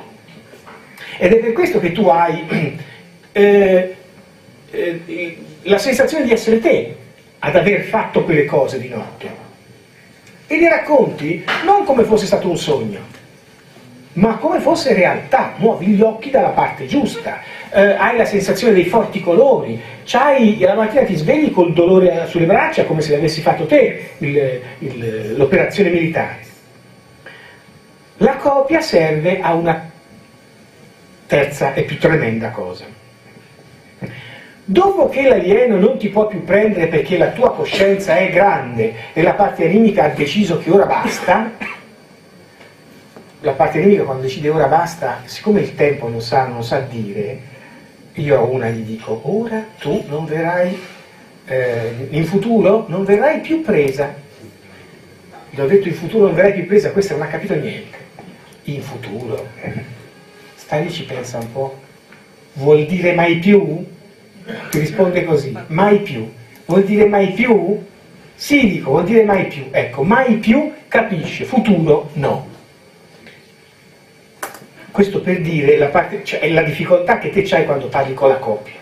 Mai più. Che vuol dire? In futuro non verrai più presa. Che vuol dire in futuro? Forse vuol dire mai più. Perché c'è un problema di traduzione proprio. Io parlo alla mente traduce ad archetipi, e così al contrario, ma la mente a volte non ha la capacità di tradurre ad archetipi, perché la mente è un vocabolario che si basa sulla sua esperienza della vita, quindi a secondo di te chi sei traduci o non traduci bene. Bene, la cosa importante è che quando te non ti fai più prendere, la parte della copia viene utilizzata per prendere la tua parte animica. Si accende la copia, la parte animica viene richiamata da un nuovo computer in rete, ci finisce dentro. A quel punto la macchina prende la parte animica, ti chiude in un cilindro e ti ciucciano dalla copia la parte dell'energia. E noi come se ne accorge? Ce ne siamo accorti per caso le prime volte, quando in ipnosi ho avuto la possibilità di avere, senza che me ne accorgessi, una copia in ipnosi. Quando metti la copia in ipnosi è come se richiamassi la parte animica che sta da un'altra parte e la richiami lì dentro, e all'inizio non ci si capiva niente. Eravamo lì e io gli dico a questa qui, questa era una femmina. Innanzitutto mi era andata in ipnosi in un modo completamente diverso e corporalmente non mi tornava, non capivo, c'era qualcosa che non capivo. Quando te gli dici come si chiama, lei ti dà un numero X2592, vabbè, gli dico allora parliamone, allora gli faccio il giochino, andiamo all'inizio del tempo, dico ora te frego io, andiamo all'inizio del tempo, laviamo tutto quanto, all'inizio del tempo, sì, andiamo all'inizio del tempo, cosa vedi? Niente, buio, non c'è niente da vedere, perché per lei, per la coppia, non esiste l'inizio del tempo, la coppia è finta, c'ha solamente il dischetto dentro, si potrebbe dire così. Allora io cercavo di dire, ma i tuoi contenitori, il tuo contenitore, e lei mi dice quale? Il tuo contenitore è quello vero, quello che sta di là. Come quello che sta di là? Mi vuoi dire quello che sta su questa poltrona? No, questo è quello finto, quello che sta di là, è quello vero. E io lì a cercare di fargli capire, no, perché poi si creano delle dissociazioni folli, se no. No, questo è il tuo contenitore vero. E lei, no, questo è quello finto, quello vero è quello che sta di là. Dove? Dentro il cilindro. Porca puttana. E io con la coppia ora cosa ci faccio? Ti svegli e ti dico, sai, sei una coppia, arrivederci, grazie. Lì successero, lì, vabbè, ve la faccio, non ce ne frega ora che cosa è successo lì. Ce la siamo cavata. Lì ci siamo resi conto che c'era la possibilità di comunicare tra copia e originale, perché la parte animica, comunque fosse, sia nella copia che nell'originale, poteva essere richiamata in quello che volevi te, perché il tempo non esiste e neanche lo spazio esiste, quindi te la richiami, la copia viene e sta lì, l'anima viene e sta lì. Allora, aspetta che se fai questo giochetto all'incontrario, te c'hai l'originale, gli dico alla parte animica dell'originale, senti, ma vai un po' a cercare le tue copie. E lei va e cerca le copie. E quando ho trovato le copie dico, senti, sarebbe bene che queste qui le fai fuori, ma poverine, ma che poverine, sono di plastica, allora va bene, fottute. Nell'istante in cui te le fotti, loro non hanno più possibilità di prenderti, e te, da quell'istante, sei completamente liberato. Allora, il processo di liberazione è un processo che prima l'abbiamo dovuto scoprire a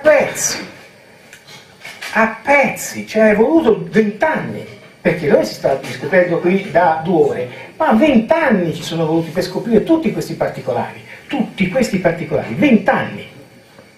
Allora, ora, quando noi lavoriamo sul nostro addotto, cerchiamo di lavorare in un unico step, in un'unica seduta ipnotica, o due, dipende. Con due ci riesce bene, con uno mi riesce ancora male. E in quell'unica seduta, che non dura classici 45 minuti di una seduta, ma che dura 1 ora e 40, a te c'hai diversi step. Primo, prendi il soggetto e gli fai ricordare una volta qualsiasi in cui sono venuti e gli hanno fatto un gesto così. Nell'istante in cui ciò, perché lui si deve rendere conto, la parte animica si deve rendere conto e te devi essere sicuro che lui sta ricordando, cioè tutto il resto che sta nel suo cervello, le attive, non stanno interferendo. A questo punto trovi il sistema di agganciarti con la parte animica e facciamo pulizia. Tutti i microchip che sono all'interno del cranio, all'interno del corpo, eccetera, eccetera, vengono eliminati. Come? Con la volontà. Come con la volontà? Sì, lo vedi dall'esterno, si chiama doppia dissociazione. Lo vedi dall'esterno il tuo cranio, guarda, ci sono dei pallini strani che non sono tuoi. E lei l'anima fa, sì, è vero. Ma chi l'ha messa? L'ha messo quello che sembra un serpente, il viscido. Cioè, poi c'hanno tutte queste espressioni un po', il biscio. Io mi ricordo c'era una che la chiamava il biscio. È venuto il biscio questa notte.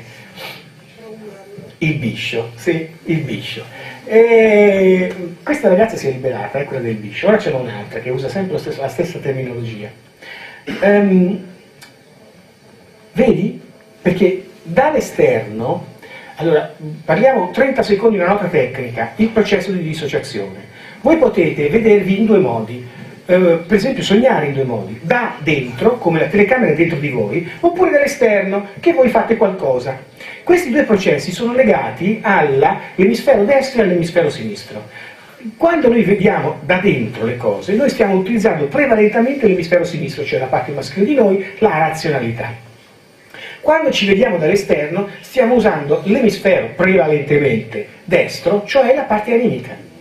Allora, in un processo di dissociazione, quando te ti vedi da fuori, te non te ne accorgi, ma io sto facendo lavorare la tua parte animica. E la tua parte animica, siccome ha dei canali completamente diversi per capire e vedere le cose, non ha gli occhi, vede quello che noi non possiamo vedere. Lo vedi il microchip lì dentro? Ah sì, lo vedo. E dov'è? E lei ti dice sempre dov'è, esattamente in quel posto. Lì, ce n'è uno lì, ce n'è uno lì, ce n'è uno lì e ce n'è uno lì. Sempre. Quindi non è che se lo può inventare, perché li becca tutti. E io gli dico, beh, come abbiamo fatto la modificazione dello spazio-tempo, ora si modifica, prendi il microchip e con la tua volontà lo fai fuori. Una parte animica mi dice, e se poi si rompe il cervello? Ti preoccupare, non si rompe il cervello. Se lo fai un bel lavoretto, vedrai che il cervello non si rompe. Ah, allora va bene, e lo fa. È un bambino piccolo la parte animica, È un bambino piccolo che si chiede delle cose e si rompe il cervello, poi. Quando te vai a fare poi le lastre successivamente, ci sono due possibilità. O questo pallino non c'è più e c'è il buco al posto del pallino, oppure c'è questo pallino ma è rotto e non funziona più. Ecco. Si sentono anche delle sensazioni corporali a volte, piccole, come se ti tagliassero, ti infuocassero, ti cosassero qualcosa, si sente, il soggetto sente questa cosa, perché si può fare in ipnosi ma anche nel Simbad ovviamente, cioè in quell'esercizio che è una sorta di pseudo-autoipnosi. E così liberiamo tutto, i microchip. Poi lì si scopre sempre che c'è qualcosa in più che non si era calcolato, soprattutto genitale femminile introducono qualcosa che io non ho mai capito che cos'è, che però deve essere eliminato anche quello. A cosa serve? Non lo so. Però poi se ti fermi sui singoli pezzi, la parte animica ti dice sì, questo me l'ha messo quell'altro, quello come te. Quando dice quello come te vuol dire un militare. Oppure no, quello biondo, ma biondo quale? Quello biondo. Sì, ma allora gli devi dire com'è vestito di blu, e allora è uno, perché se no per lei è biondo, quello alto. E a questo punto, quindi microchip eliminati, guarda nella tua testa, c'è ancora qualcosa che non va, cosa vedi? Vedi la memoria relativa che sta in una zona del cervello e il lux, che è questa pallina luminosa che cerca di scappare, non si vuol far trovare, quella la devi prendere, la devi fottere, la devi bruciare, non la devi mandare via, perché sennò poi rientra e ti fa perdere un sacco di tempo. Fottila subito. Se ci si riesce, siamo stati abbastanza convincenti, la parte amica fa il suo lavoro. Poi guarda, dietro la schiena, nella spina dorsale, in parte in alto e in parte in basso, quinta dorsale, quinta lombare, dove tutti gli addotti hanno sempre un mal di schiena della Madonna, lì si potrebbe fare proprio il club degli addotti, li riconosci dalla quinta lombare, che qui c'è la cosa piegata in due. Perché lì c'è stato un intervento che probabilmente illo tempore, noi pensavamo fosse un prelievo di midollo osseo. Non ci giurerei sopra, però ci assomiglia a un prelievo di midollo osseo, dove il soggetto gli piantano un ago a destra e un ago a sinistra e fanno un taglio al centro, e dove la parte viene criogenizzata, cioè si sente freddo, dice l'addotto. Noi abbiamo ipotizzato un prelievo di midollo osseo, non lo so. Vede quelle cose, la parte anemica, e le fa saltare tutte. E quindi ci troviamo a questo punto con il nostro addotto che deve fare l'operazione di pulitura temporale, dopodiché gli si dice, come in PNL, uguale, ora guarda nel futuro. Tornano? Sì, porca puttana. Ma non per me, meno male, per mia figlia. Sì, certo. Per mia figlia, che ancora non ho, perché questa per esempio era una ragazza giovane, per mia figlia. Ma quello non è il ragazzo che ho ora, lei sta guardando nel futuro, quello è un altro. Lasciamo perdere, ora non stiamo a sottilizzare a fare l'album delle fotografie future, ora pensiamo al sodo. No, e lei vede nel futuro, vede di là. E allora tornano per mia figlia. Però a questo punto si entra in una discussione completamente differente. Te, se hai liberato completamente la tua persona, hai rotto, hai spezzato la catena. L'alieno non torna più neanche per i tuoi figli, perché non ti trova più, non sa più dove sei. Se invece te sei quello che dice no, io gli alieni poverini li voglio tanto bene, li mando via quando vengono, però loro tornano, poi ti ritrovi con loro che ti pigliano i figli. Per questo io dico sempre, fammi una bella cosa, una bella pulizia una volta tanto fa bene, no? Ecco, questa è l'idea, che bisogna sempre portare avanti questo tipo di discorso fino in fondo, non avere mai la paura di aver fatto un discorso a metà. Che ti frega? Ma l'alieno poverino ha bisogno. Ecco, ho capito che ha bisogno, e allora te fai una bella cosa, scegli. O aiuti l'alieno, oppure lui ti ammazza a te. Cosa scegli? Guarda nel futuro, cosa succede se non fai niente. Guarda nel futuro, è lì il futuro, è un'altra stanza. La parte anemica, 30 secondi di silenzio, e fai no, no, così no, no, ecco, capito? No. Ora, mettiamoci d'accordo, cerchiamo di... anche perché sennò poi torni da me un'altra volta. Volevo dire, insomma, la fatica è tremenda di queste cose qui. Perché è faticoso questa cosa qui, è faticosa combatterla. Allora, finalmente, se te stacchi, spezzi tutti i nodi del pettine, loro veramente non vengono più e non verranno mai più. Quanto tempo ci vuole per liberarsi del problema? Devo dire non lo so, perché non abbiamo ancora le statistiche finali. Perché siccome questi sono procedimenti abbastanza nuovi, non ho una statistica che potrebbero dipendere, le velocità di liberazione, da tutta un'altra serie di problemi che io ora non conosco. Però devo dire questo. Non so se avete notato, qualcuno di voi l'avrà visto, che io ho messo su internet, nei due nostri siti e anche su Facebook, il racconto di una ragazza che ho intitolato 105 mail, eccetera, eccetera. Attraverso queste 105 lettere che ci siamo scritti in 2 mesi e mezzo, questa ragazza da sola si è liberata seguendo gli esercizi mentali che gli dicevo io. Questo vuol dire 2 o 3 cose, non una sola. Uno, che l'ipnosi non è necessaria. 2, che ci vuole una forte volontà. 3, che ci devi stare dietro. Perché se io mi sono scritto 105 volte con questa donna, essendo che io ho 1500 mail a settimana, non so se avete idea di cosa devo fare io per rispondere alle persone, e gli devi stare dietro. Perché questa, andate a leggere le ore a cui mi scriveva, a 1 di notte, a mezzanotte, alle 3 di mattina, e poi subito dopo io gli rispondevo, e magari lei dopo 10 minuti mi rispondeva già un'altra mail, a cui io dovevo rispondere un'altra volta. Se passavano 5 ore che io non gli avevo risposto, ecco, lo sapevo che mi ha abbandonato. Così. Questo è uno dei motivi perché non tutti possono fare questo lavoro, perché dopo che hai 3 o 4 casi per le mani e non sei abituato, loro ti buttano addosso tutti i loro problemi. Non sono i problemi dell'adduzione, ma i problemi familiari, i problemi del ragazzo, i problemi delle cose, la mamma, il babbo, e te sei impazzito, cioè esci di testa. Ti ci vuole uno che poi ti aiuta a te. Non c'è. Per ora non c'è. Per questo ho detto, ora a maggio basta, prendo le vacanze.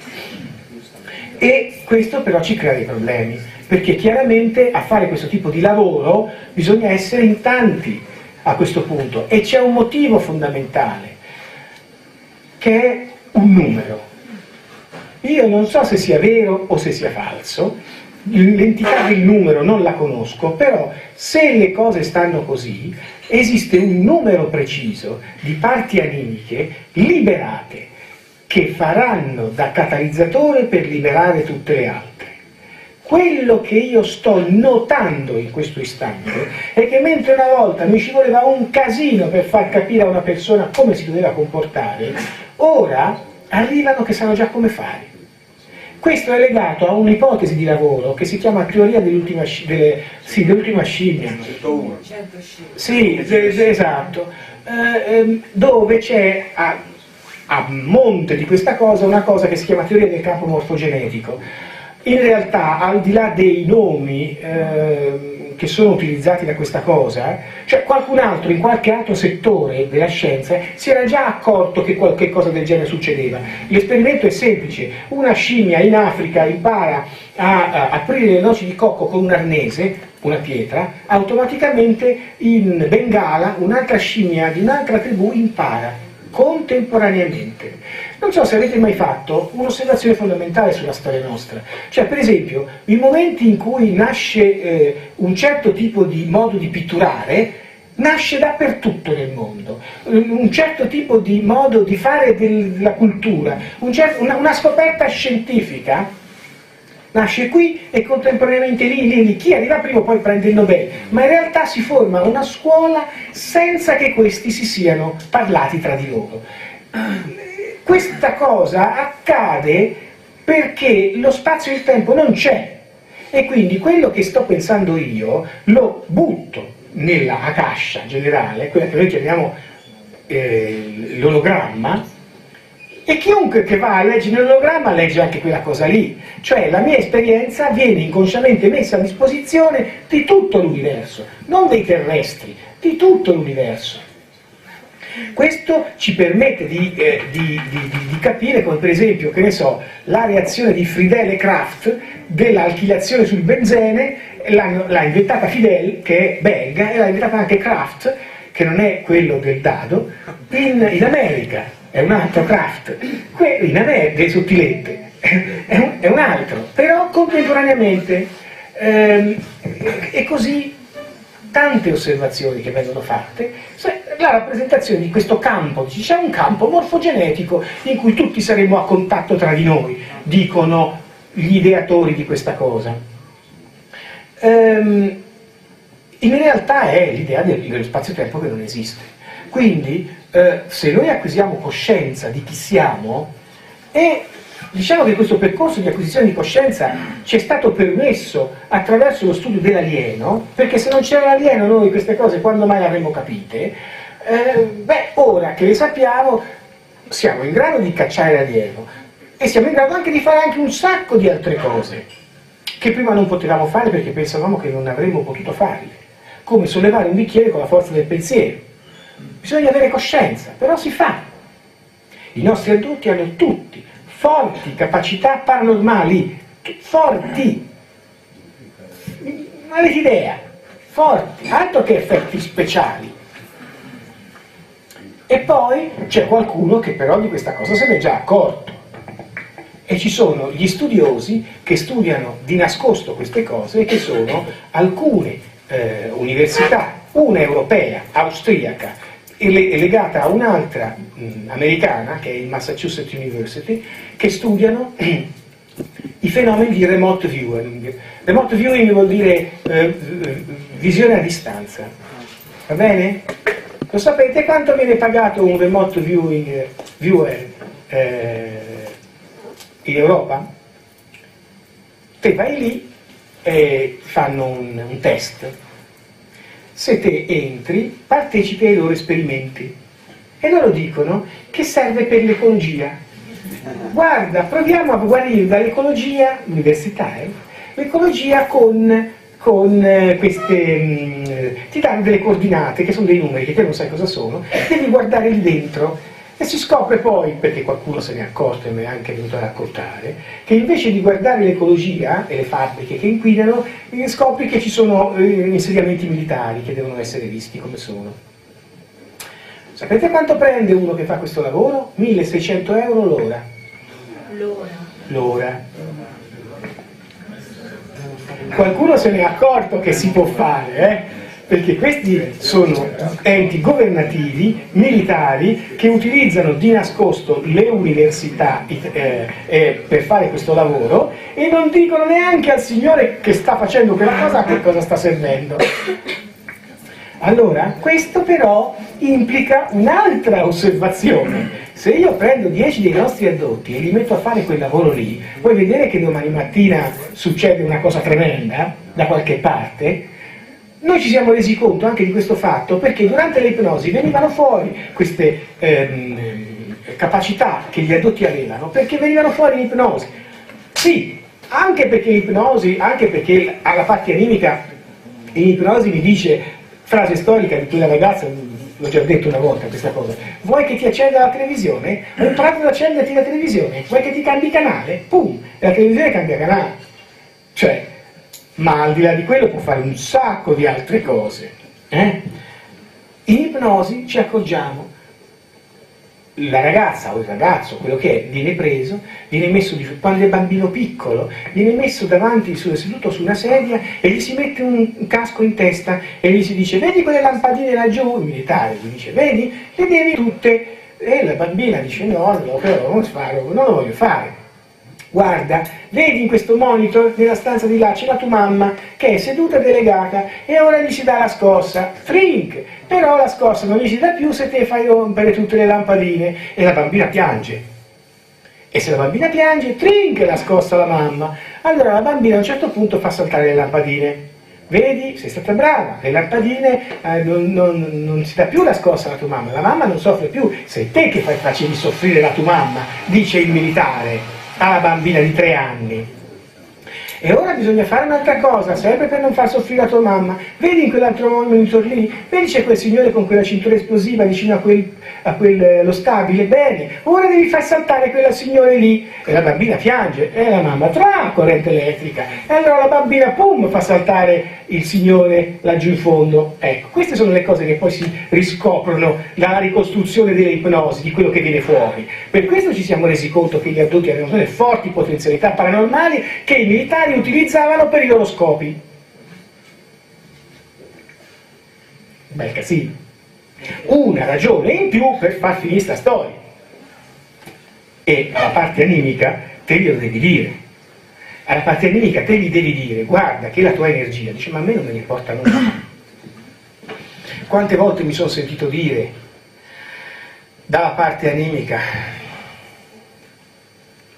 anche venerdì scorso, l'ultima ipnosi, che sarà venerdì scorso, quindi recente.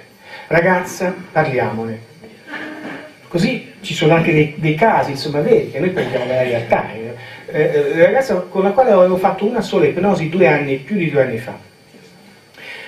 Poi lei è andata all'estero, ha fatto un'esperienza all'estero, è tornata e però ogni tanto dall'estero mi scriveva e mi diceva ma questi sogni qui, qua, là, vengono, cosa, ma il suo ragazzo diceva non la lasciano più in pace, per fortuna che c'è il rapporto anche con un ragazzo buono che sa di che cosa si tratta, e allora si riesce a mandare avanti anche questa storia, se no c'è un rapporto maschio-femmina all'interno di una coppia, di lui addotto, lei no, lei sì, lei no, tutti e due sì, che è sempre un casino, che deve essere completamente ristrutturato, quindi il lavoro che faccio io poi diventa che faccio lo psicologo di coppia, io, che la mia moglie si mette a ridere se pensa una cosa del genere, ma insomma, non lo fa nessuno, lo fa io. Non so con quali risultati disastrosi, ma insomma io. Allora, il problema, 2 anni fa era già venuta, e io 2 anni fa, che stavo implementando queste nuove tecniche, prendo la sua parte animica e gli faccio ricordare la sua adozione. Lei non ne ricordava nemmeno una, però aveva un test di autovalutazione altamente positivo. La prendo, la ficco sotto ipnosi e gli faccio ricordare di quella volta. Dice il ragazzo, lei mi perde coscienza, a un certo punto è lì che parla con me, si ferma e te gli fai, oh, lei non c'è più. Dopo 10 minuti riacquisisce coscienza, si guarda in giro e piange.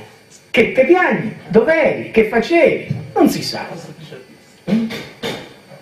A questo punto la prendo, allora, 2 anni fa, la metto in questo stato di ipnosi e gli faccio ricordare quella volta dal meccanico. Ho portato il camper al meccanico e a un certo punto il ragazzo mi racconta, io mi sono girato e l'ho trovata su una sedia che piangeva. Sicché gli ho chiesto qualcosa, ma lei non mi rispondeva, non c'era. Sicché dice, qui, poverina, sarà malata, schizofrenica, che ne so. Io mi ero amboscato qualcosa, sicché gli faccio ricordare quell'episodio. E lei è, parte dell'episodio che lei è in questa autorimessa, dove il ragazzo aveva portato il camper da aggiustare, a un certo punto lei si trova seduta sulla sedia che piange. No, torna indietro, c'è un chunk, c'è un taglio, torna indietro e torna avanti e torna indietro e avanti e non c'era niente. A un certo punto lei vede che ci sono degli strani esseri bassi, azzurri, che gli sono passati davanti. Cosa sono? Ma non lo so, è tutto fermo. Quando mi dice è tutto fermo vuol dire che lo spazio-tempo si è bloccato. E ora cosa succede? E ora salgo nel tubo. C'è un tubo tutto luminoso, salgo e lì gli fanno un mazzo così. Quando la rimettono a posto, a tempo fermo, invece di rimetterla dove stava, la mettono seduta sulla sedia. Ecco perché lei non si ricorda come ci è andata sulla sedia, perché non ci è andata da sola, ce l'hanno rimessa, l'alieno ha fatto un piccolo errore, però è importante per noi. E lei ricorda questo e questo e quest'altro. Nel fare questa operazione prendo la sua parte animica e gli dico, mi raccomando non ti fa più pigliare, se no qui siamo rovinati. La parte animica, va bene, capito tutto. Se ne va, sta un anno all'estero, ritorna, sempre con suo ragazzo, che il quale dice, ogni tanto queste gli prendono degli sbandamenti, a un certo punto si ferma, si blocca. Io lo so cosa succede quando te ti blocchi. Accendono la parte, per esempio, accendono la coppia dall'altra parte, la tua parte animica si stacca e va di là e te hai perso coscienza in quell'istante di chi sei, perché se la stanno ciucciando di là. Allora questa era la mia idea. La prendo, la rimetto in ipnosi e gli dico, ora mi racconti dell'ultima volta che sono venuti. E così, gli si apre la diapositiva ed è 3 giorni fa. Quando eravamo dal benzinaio, perché loro hanno questo camper, loro vivono nel camper, non hanno voglia di stare in un posto, si muovono. E lei dice, sono seduta sul tavolo lì del tavolo di metallo fuori, mentre il mio ragazzo fa benzina, fa metano, e a un certo punto si ferma tutto fermo. Guarda, c'è qualcuno in giro? No, non c'è nessuno. Quello è l'istante in cui la bolla è partita. Non c'è nessun essere vivente, ci sei solo te, ci sono solo le cose. Non c'è più il pesce nell'acquario, no? Mi dice la dotta. E cosa succede? Mi muovo e vado verso il camper, ma faceva così, e di qui non si passa, cioè, il camper è là, ma non si passa, E ora cosa succede? Perché io la metto di fronte a una fotografia ferma all'inizio. Guarda, questa è la fotografia ferma di quella volta lì. E la fotografia è strappata. C'è uno strappo nel mezzo. Come è fatto questo strappo? È nero, è un buco. È un buco che diventa azzurro e poi c'è una cosa che gira. E cosa succede? Vengono dei signori. E come sono fatti? Uno c'ha il camice e io non mi posso muovere, c'ha il camice. E come è fatto questo col camice? Lei lo guarda, vedi che muovi i bulbi oculari sotto perché segue la scena e dice: è un pollo col camice. È un pollo col camice. C'è un alieno che sembra un pollo, è alto 4 metri, un pollo col camice. Un pollo, lei non è con questa ragazza che tra l'altro è stata all'estero, non abbiamo mai parlato di queste cose. Un pollo col camice. E poi ci sono degli altri esseri che hanno questi capelli arancione, gli prendono e gli mettono qualcosa all'orecchio. Mi stanno puntando, dice, una pistola all'orecchio. In realtà si scopre che non è una pistola, ma è un'altra cosa. Lo tengono ferma e c'è qualche cosa qui che agisce sul suo orecchio sinistro. Lei è mancina, gli stanno togliendo l'impianto auricolare. E poi scappano perché dice bisogna far presto, e rientrano nel buco e si riavvolge tutto e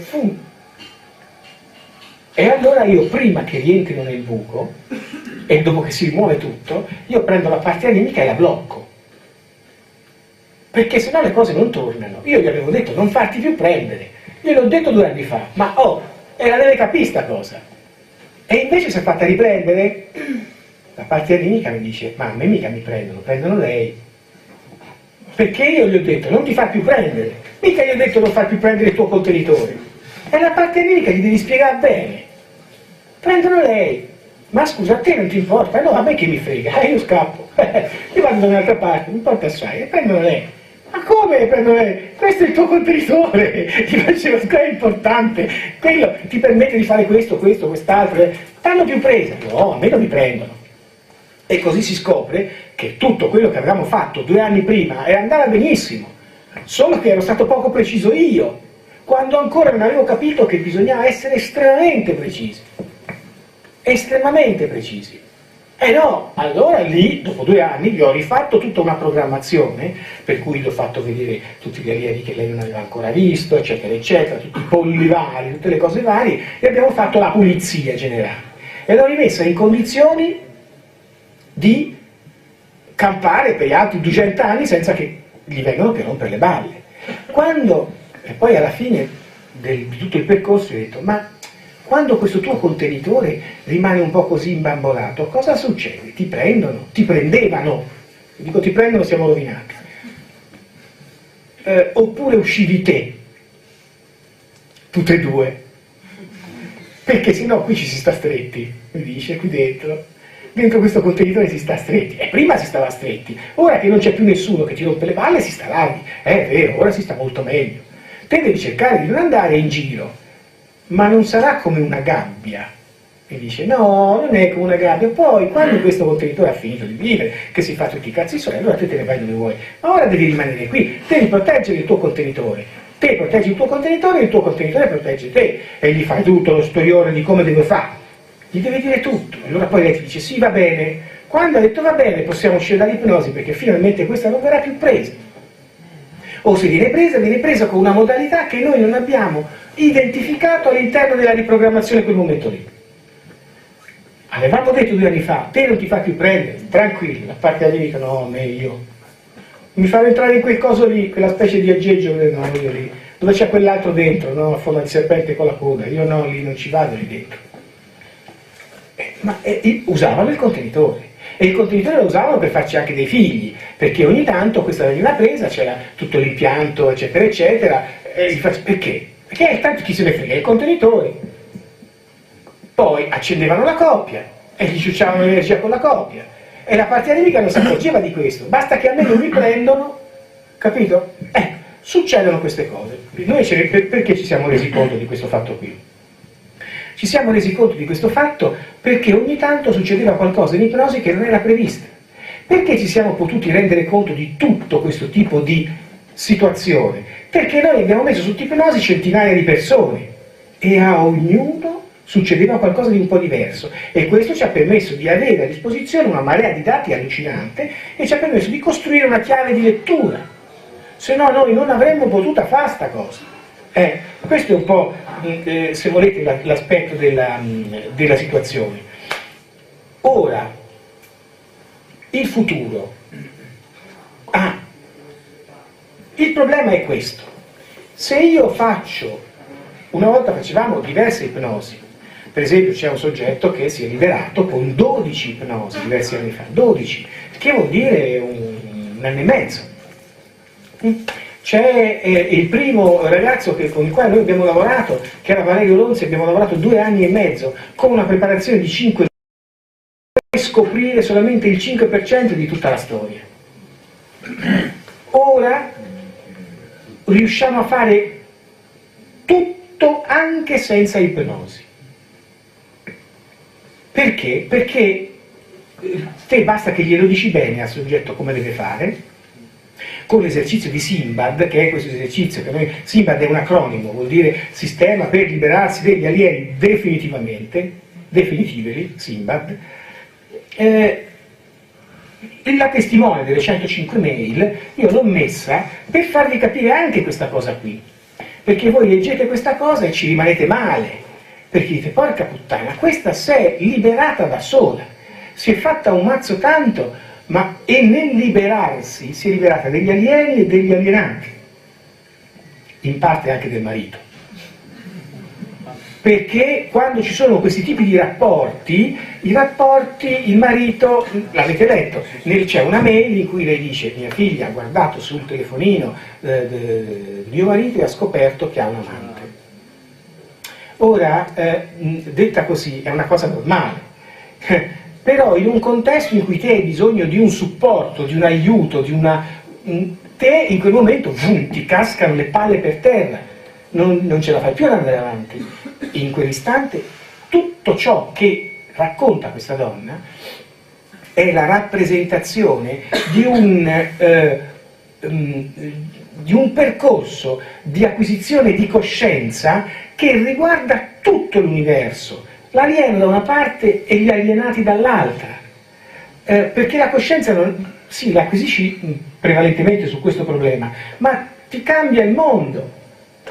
E allora lei alla fine è contenta, si è trovata un lavoro, sta lavorando fuori casa e ha una visione, ha cambiato subito la sua immagine sui network che utilizza, e questo ti fa capire come ha una immagine di sé diversa di prima, con 2 figlie, e ora stiamo lavorando sulle 2 figlie per liberare le figlie nello stesso modo, una di 14 anni e una di 2 anni e mezzo, che dice: mamma, questa notte sono tornati quelli con la coda, che palle, non si può farli smettere, mamma.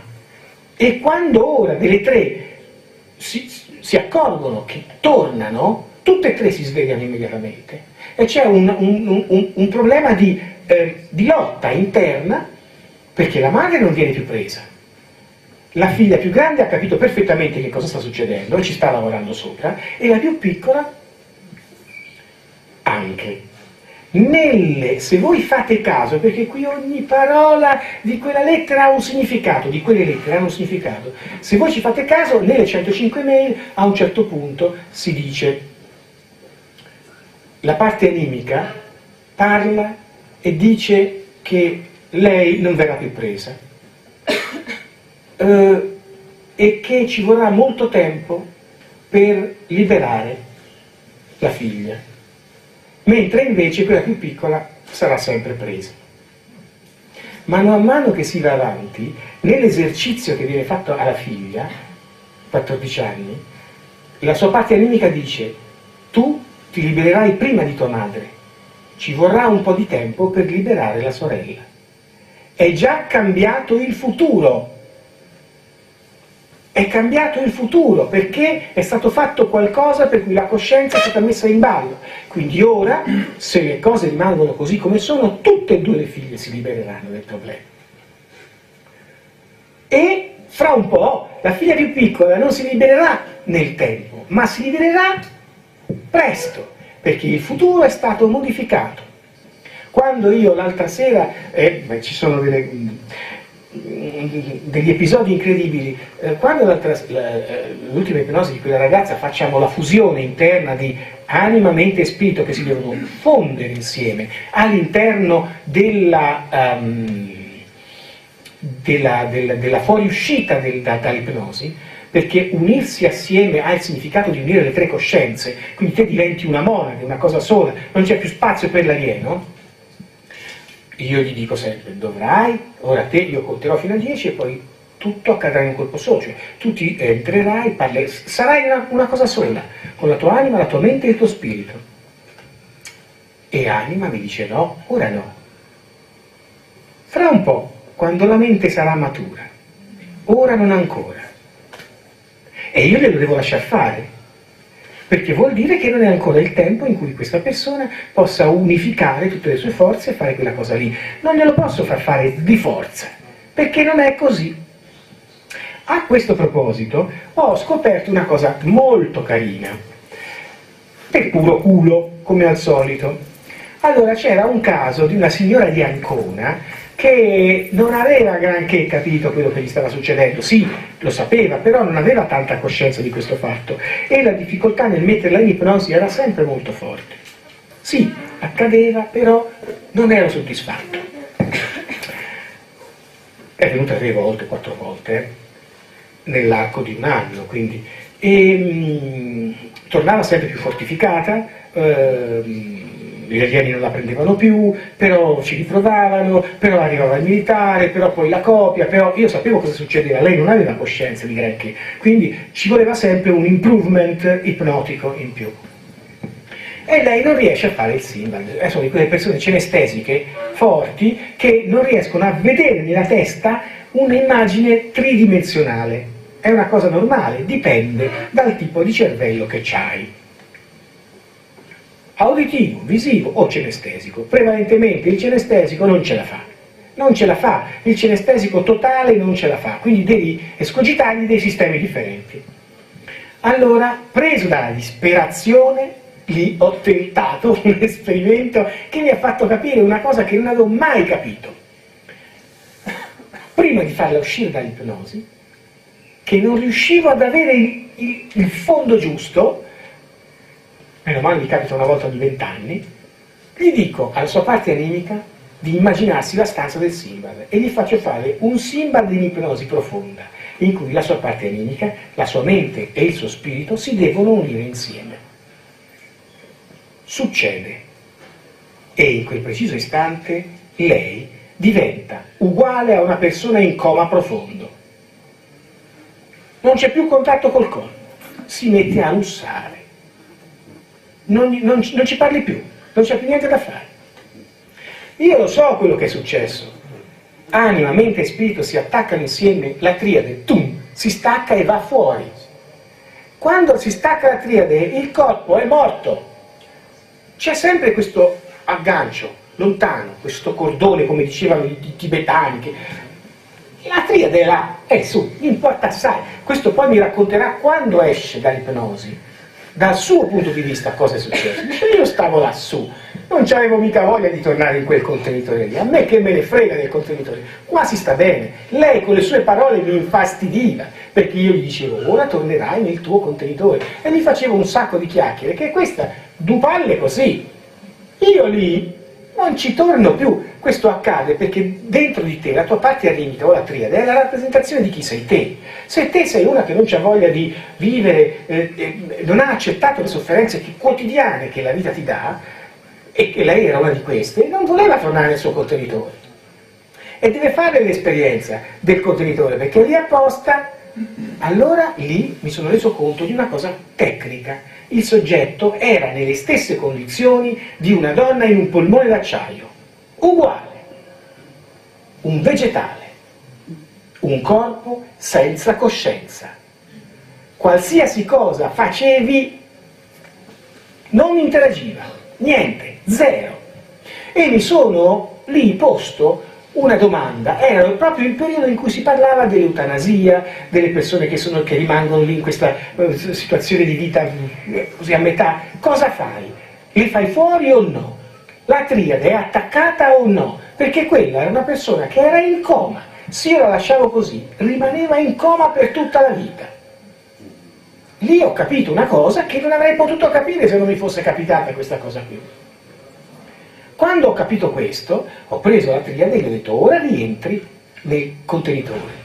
Ed è stato in quell'istante che il contenitore ha cominciato a muoversi. Quando la triade è rientrata dentro,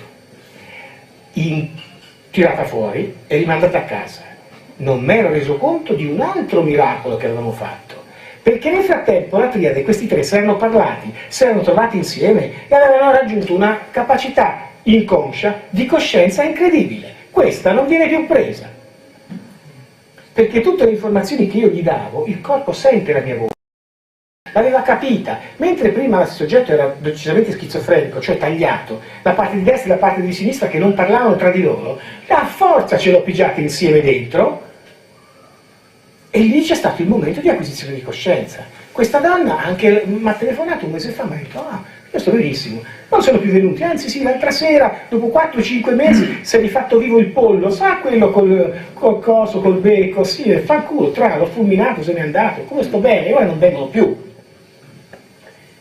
E sono riuscito a ottenere questo tipo di risultato per culo, perché è stata un'operazione rischiosa.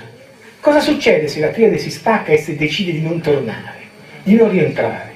Basta, mi sono rotto le palle. No, non si può fare così.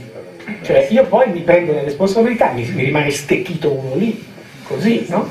Cioè, e poi come me lo spieghi ai carabinieri quando vengono a portarmi in galera? No? Sai, la triade non è colpa mia. Per questo vi dico: preparate gli aranci, perché prima o poi... E anche per questo vi dico: a maggio smetto, capito? Questo è quello che un po' è successo. Ora, se avete delle domande, vi lascio un po' di spazio per le domande, ma io finisco qui per ora. Grazie.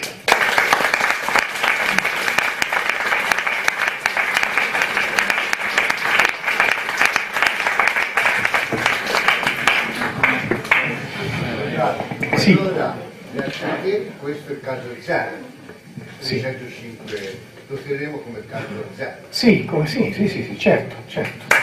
Grazie. Cosa intende quando dice network, a cui la donna di cui parlava? Per esempio Facebook è un network. Sì, ma è quello che ha la... Perché avrò detto network e perché non avrò detto Facebook? Ci sarà una ragione. Ricordatevi, tutto ciò che faccio non è a caso. Se dico network è perché non volevo dire Facebook. Ce ne sono molti altri, sì.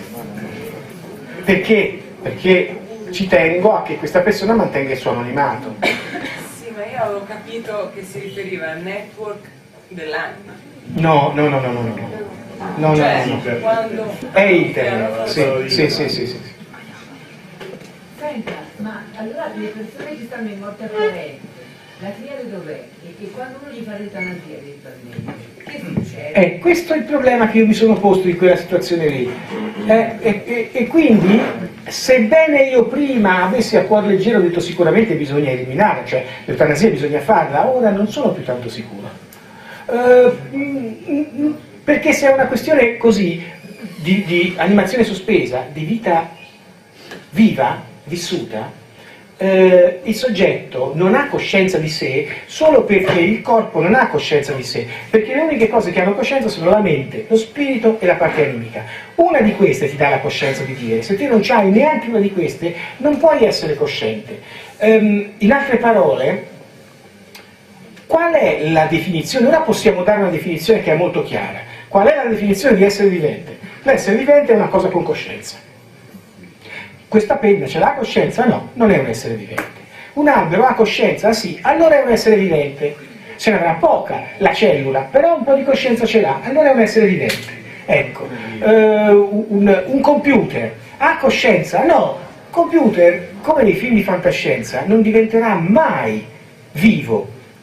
anche se purtroppo ci siamo trovati in ipnosi con delle situazioni molto complicate di descrizione di soggetti nel futuro che erano chiusi dentro una macchina e il loro cervello era lì dentro, con la coscienza, e dava la propria coscienza alla macchina, che è una cosa tremenda e terribile. Per ritornare a questo problema, ora cosa facciamo? La persona che vive in animazione sospesa è completamente staccata dalla sua triade e allora la possiamo anche far fuori, perché tanto è morta, nel vero senso della parola. Ma se invece è rimasta una parte attaccata, che è esterna e che non vuole più rientrare nel contenitore, ecco che c'è un problema che io ora non so risolvere. Si è parlato di gallo, di serpentone, Sì, di quelli piccini, sì. ma quanti sono? Dunque, Da dove vengono? dunque, E in più come si manifestano? Perché, voglio dire, a livello molecolare sì, sì. le vibrazioni sono tali che attraversano una parete. Sì, ho capito. Dunque, innanzitutto non sono tantissimi, cioè il bestiario è un bestiario molto ridotto. Vediamolo subito. Ci sono alieni con corpo e alieni senza corpo. Gli alieni con corpo sono fatti così: c'è un essere biondo alto 2,20 m, la femmina è più piccola, è l'unico che ha femmina, sarà alta sui 2 metri, capelli arancioni, dal rosso scuro all'arancione chiaro, tutte le gradazioni, con una tuta blu chiara o blu scura, con qui un segno a triangoli, con 5 dita nelle mani, la pelle un po' lampadata, come si dice? Come quelli che si fissano, che mangiano le carote e che dopo un po' diventano gialli come le carote. Sì, così, li chiamiamo gli orange. Io avevo una ragazza una volta, una mia laureanda, che era anoressica, e come tutti gli anoressici hanno queste fissazioni, e mangiava carote dalla mattina alla sera, era diventata rosa, ma rosa arancio, carota. Gli ho detto: guarda, fai qualcosa, perché qui se no ti prendono per un alieno. 1981-82. Il cranio è schiacciato ai lati e retroverso in alto. Le pupille degli occhi, che sono molto chiari, sono pupille verticali a geometria variabile, come i gatti. Poi c'è un altro signore che sembra un serpente. In realtà dire serpente è sbagliato, perché è un anfibio, e che sarà alto 2,40 m, piuttosto grosso, massiccio, con una coda tozza, e quando sta fermo si appoggia sulla coda come se fosse un treppiede indietro. Invece quando cammina la coda è lievemente alzata, pochi millimetri, e non la struscia sul pavimento, però ci passa sopra. Ed è molto massiccio, ha 5 artigliozzi, e poi c'ha qui un unghiolo come il dito del gatto, il sesto dito del gatto, e le mani ungulate, sono palmate. C'ha 3 escrescenze, una al centro e 2 ai bordi, che quei bordi sono in realtà il prolungamento del ciglio, che è quasi verticalizzato, e questa in alto si alza come una cresta quando il tato è incazzato. Non ci sono femmine, o comunque non si è mai accorto nessuno della differenza maschio-femmina di queste razze. Poi c'è una cosa che assomiglia a un insetto che è una mantide, non una cavalletta, che è strutturata in modo differente, che avrà una capoccia così, 2 occhi grandi così, triangolare, così, bocchina piccola da insetto, e sta sempre con queste manettine qui con 3 dita e qualcosa, insomma, in questa posizione. Tiene anche in mano qualche aggeggio ogni tanto, e quando cammina fa questo rumore un po' da chitina che si muove. Femmina, maschio, anche lì non si capisce. E poi c'è un altro essere che è alto, sarà anche questo sui 2,80 m, molto grosso, massiccio, che immaginate un signore molto grosso, corpulento, vestito, o c'ha un camice, o comunque sotto il camice bianco ha una tuta tipo nazista. Sembra uno dei nazisti che si vede nei film, nei vecchi, con gli stivaloni. Qui c'ha le rune o qualcosa che gli assomiglia qui. L'occhio è tondo e rotondo. In testa non ci sono i capelli, ma ci sono dei tubercoletti. Le mani a 4 dita i polpastrelli sono come le mani delle rane, tondi, e in mezzo ancora la palmatura. Poi c'è quello che noi chiamiamo il testacuore, un piccoletto alto 1,60 m, una specie di un fraticello, c'ha una specie di saio, diremmo noi, che è caratterizzato da una pelle molto rugosa, questi due muscoli del collo molto in tensione, alto, l'occhio tondo, chiaro, e il cranio è fatto a cuore, cioè nel mezzo c'è un buco, è bilobato, si direbbe in qualche modo. Questo piccoletto, alto 1,50 m, che sta sempre fermo poi, e ha queste manine con queste dita che hanno tutte la stessa lunghezza, così. Non sono come le nostre, che sono diverse di lunghezza, perché ogni dito fa una cosa diversa. È quello che ti spara le immagini nella testa. A volte l'addotto racconta che questo viene, ti mette la sua testa contro la tua e ti spara delle immagini dentro. Ci sono 3 soggetti che non hanno corpo. Il Lux, quello che noi chiamiamo Lux, che gli antichi chiamavano Lucifero, il portatore di luce, sarebbe una specie di Satana per gli antichi, un demone, il quale vuole l'anima, come gli antichi demoni, è un essere che non ha corpo. Non avendo corpo, per progettare il suo lavoro ha bisogno di prenderne uno. Perché? Perché la parte animica, per come è costruita, si aggancia solo a un DNA corporale, a un corpo. Quindi se lui non ha corpo, ha bisogno di un corpo, perché dopo ci aggancerà il DNA dentro e ci aggancerà la parte animica, se no lui la parte animica non la può prendere, perché si aggancia solo a un DNA vero, solido. Allora ha usato il Lux sempre noi, gli esseri umani, ma usa anche altri. Però è chiaro che questo si introduce, ci sono 2 sistemi per farlo entrare. Di solito l'addotto ricorda questo strano bambinello piccolo, tutto luminoso, con questi occhi un po' più scuri, neri, e anche le unghie, se unghie sono più scure, ma in realtà non è un corpo, è una fiammella che si muove, che si avvicina, si avvicina, si avvicina durante la notte e poi colpo al plesso solare ti entra dentro e ti hai l'idea di voler vomitare, proprio perché il sistema parasimpatico evidentemente deve aver avuto una sollecitazione particolare, per cui la bocca dello stomaco ti fa venire voglia e senti dentro di te che c'è qualcosa che non torna, hai un fardello, un peso, una cosa che ti fa schifo. E questo si ficca tra lo spirito e la parte mentale, cioè tra il lobo sinistro e il corpo calloso, si potrebbe dire in qualche modo, e ti fa credere che i pensieri che il tuo spirito ti manda siano i tuoi, invece li filtra, li modifica e ti fa credere 2 cose fondamentali. La sua caratteristica sono l'inventore della religione, che è lui, e l'inventore dell'istinto di colpa, che è sempre lui, e ti fa sentire una merda per delle banalità. Tutta la vita ti tiene in scacco in questo modo e ti parla dentro, con questa vocina che ti parla dentro e ti dice le cose. Esempio, hai visto? Ti si è staccato un bottone, te l'avevo detto che mi dovevi dar ragione, io ti avevo detto ieri, rafforza il bottone, tutte le volte che non mi dai ragione e che non fai quello che voglio io, poi ti trovi male. Oppure, hai visto? Oggi non ti è cascato il bottone, hai fatto proprio bene a ricucirlo, come ti avevo detto io ieri. Tutte le cose che farai e che ti dico io, vedi che ti porteranno lontano, te non puoi fare a meno di me. Anche per un bottone, se te non ci fai caso ti senti una merda, comunque senza di lui, perché lui crea un rapporto di necessità, senza corpo. In realtà lui prende l'energia della parte animica e la porta a casa sua, dove c'è un luxone grande grande, un unico grosso lux in cui lui, come un secchio, prende l'energia dal pozzo e lo butta dentro, prende l'energia dal pozzo e lo butta dentro. È un'unica creatura che si divide in tante creature, in sottocreature.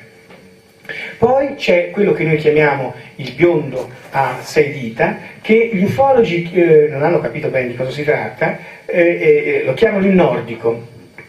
In realtà è un essere alto anche questo sui 2,70 m, 2,40 m, 2,50 m, sono tutti uguali, ne vedi 10 uno vicino all'altro, sono tutti uguali, hanno 6 dita della stessa lunghezza, pochi capelli come quelli della Barbie, mi disse una volta una ragazza, questo me lo ricorderò per tutta la vita, l'occhio è chiaro, bianco. Hanno questo grosso medaglione con questi triangoli qui sopra. In realtà il corpo è finto, è di plastica, dentro c'è il burattinaio, dentro c'è un essere che non ha corpo e che viene da un'altra dimensione, e per poter operare in questa dimensione si è dovuto creare un corpo che gli costruisce una macchina. E poi c'è il pollo, quello che chiamiamo il pollo. Il pollo è un essere che è legato alla nostra storia, ed è legato alla storia degli antichi egizi. Il pollo, cominciamo a vedere la figura che è proprio l'ultimo che abbiamo scoperto, e anche il più cattivo di tutti, il più furbo di tutti, il più antico di tutti, quello che è qui da sempre, che è venuto per primo in qualche modo. E per ricostruire l'identikit del pollo ci abbiamo messo un sacco di tempo, perché è una cosa talmente strana che non riesci neanche a disegnarlo poi quando esci dallo stato ipnotico, che ti ricordi esattamente come l'hai fatto, e poi dopo che l'hai disegnato una volta te lo ricordi anche senza bisogno di ipnosi quando viene, perché non ti frega più, quindi la tua coscienza è talmente alta che te riesci a vederlo de visu da solo.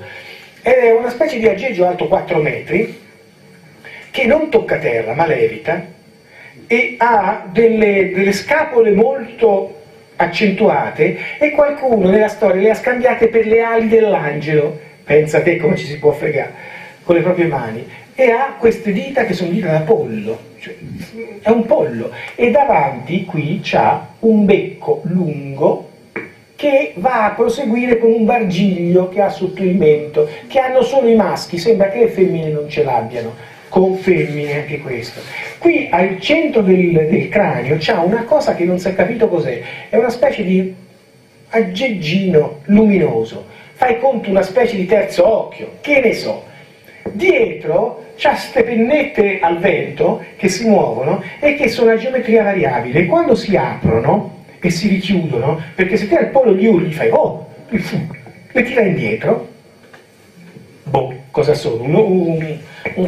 Una cosa a geometria variabile che quando le ha aperte assomigliano, sono fatte così. Occhio nel mezzo, barbetta, quello lì, e l'abbiamo chiamato Horus. E questo Horus è un pollo, quindi un volatile, che sta in un posto preciso dello spazio-tempo, no? Sta dietro la stella Al-Nitak. E qui c'è una storia. Al-Nitak che cos'è? È una delle 3 stelle più importanti della fascia di Orione. Al-Nitak in arabo vuol dire fascia. E lui è un essere vivente, ma dentro di sé c'ha un'altra cosa che è ancora il burattinaio. È un essere che non ha corpo e che si è in simbiosi messo con questo signore con il corpo, perché tutti e due possano trovare alla fine tra di loro la forza di poterci ciucciare l'anima. Uno perché ha la tecnologia e l'altro perché ha il corpo. E quindi ci sono 3, pensate, tipi di simbiosi mutualistica differenti. Il Lux, che utilizza un corpo come quello del serpente, e si sono messi d'accordo per poter fare certi tipi di operazioni, il biondo a 6 dita che ha un corpo finto e dietro c'è il vero manovratore senza corpo, e una simbiosi diversa, cioè quest'altro signore che è senza corpo e questa volta un vero e proprio contenitore che non è di plastica. Tutte e 3 le possibilità. Una simbiosi mutualistica incredibile, ci si potrebbe scrivere un bellissimo film di fantascienza sicuramente. E come viene fuori la posizione? Perché parlo della stella Al-Nitak? Perché un bel giorno in ipnosi, poi a noi da dove vengono non ce ne fregava niente, perché l'importante è che vengono e che ci fanno un gesto così, poi se vengono da qui o da lì che ci importa? Ci importa poco, però per curiosità poteva essere una cosa importante. Allora il soggetto in ipnosi quel giorno viene fatto regredire, e regredisci te, che regredisco io, mi regredisce male, e mi regredisce fino al periodo degli antichi egizi, in cui lui si mette a parlare arabo, e parla arabo per 2 ore. ma nell'arabo riusciamo a capire alcune cose, soprattutto su alcune domande precise che gli venivano fatte, chi sei, eccetera, eccetera. Parole povere. Lui spara 3 o 4 cose inconfondibili. Tenete presente che questo lui era una lei che fa la maestra, l'insegnante, cioè è disoccupata ora, però credo che non abbia un grandissimo livello culturale, se non per quello che ha acquisito durante il suo processo evolutivo. È andata a una scuola normale, insomma, non ha fatto grandi scuole. È figlia di un medico napoletano. La sua sorella è presa, la figlia della sua sorella è presa, la sua mamma è presa e così via. Tutta la parte femminile della casa lì è nel casino. Però questa donna poi l'abbiamo tirata fuori, ora non viene più nessuno, non c'è più niente, sta benissimo, non gliene frega più niente di nessuno. Questo per dire ci sono tanti casi in cui noi arriviamo in fondo con dei risultati. Bene, in ipnosi questa ti parla e ti dice di essere, non mi ricordo, è un nome maschile arabo. Lei parla in arabo, non è che intramezza qualcosa anche in italiano, però è arabo. E ti dice, alla domanda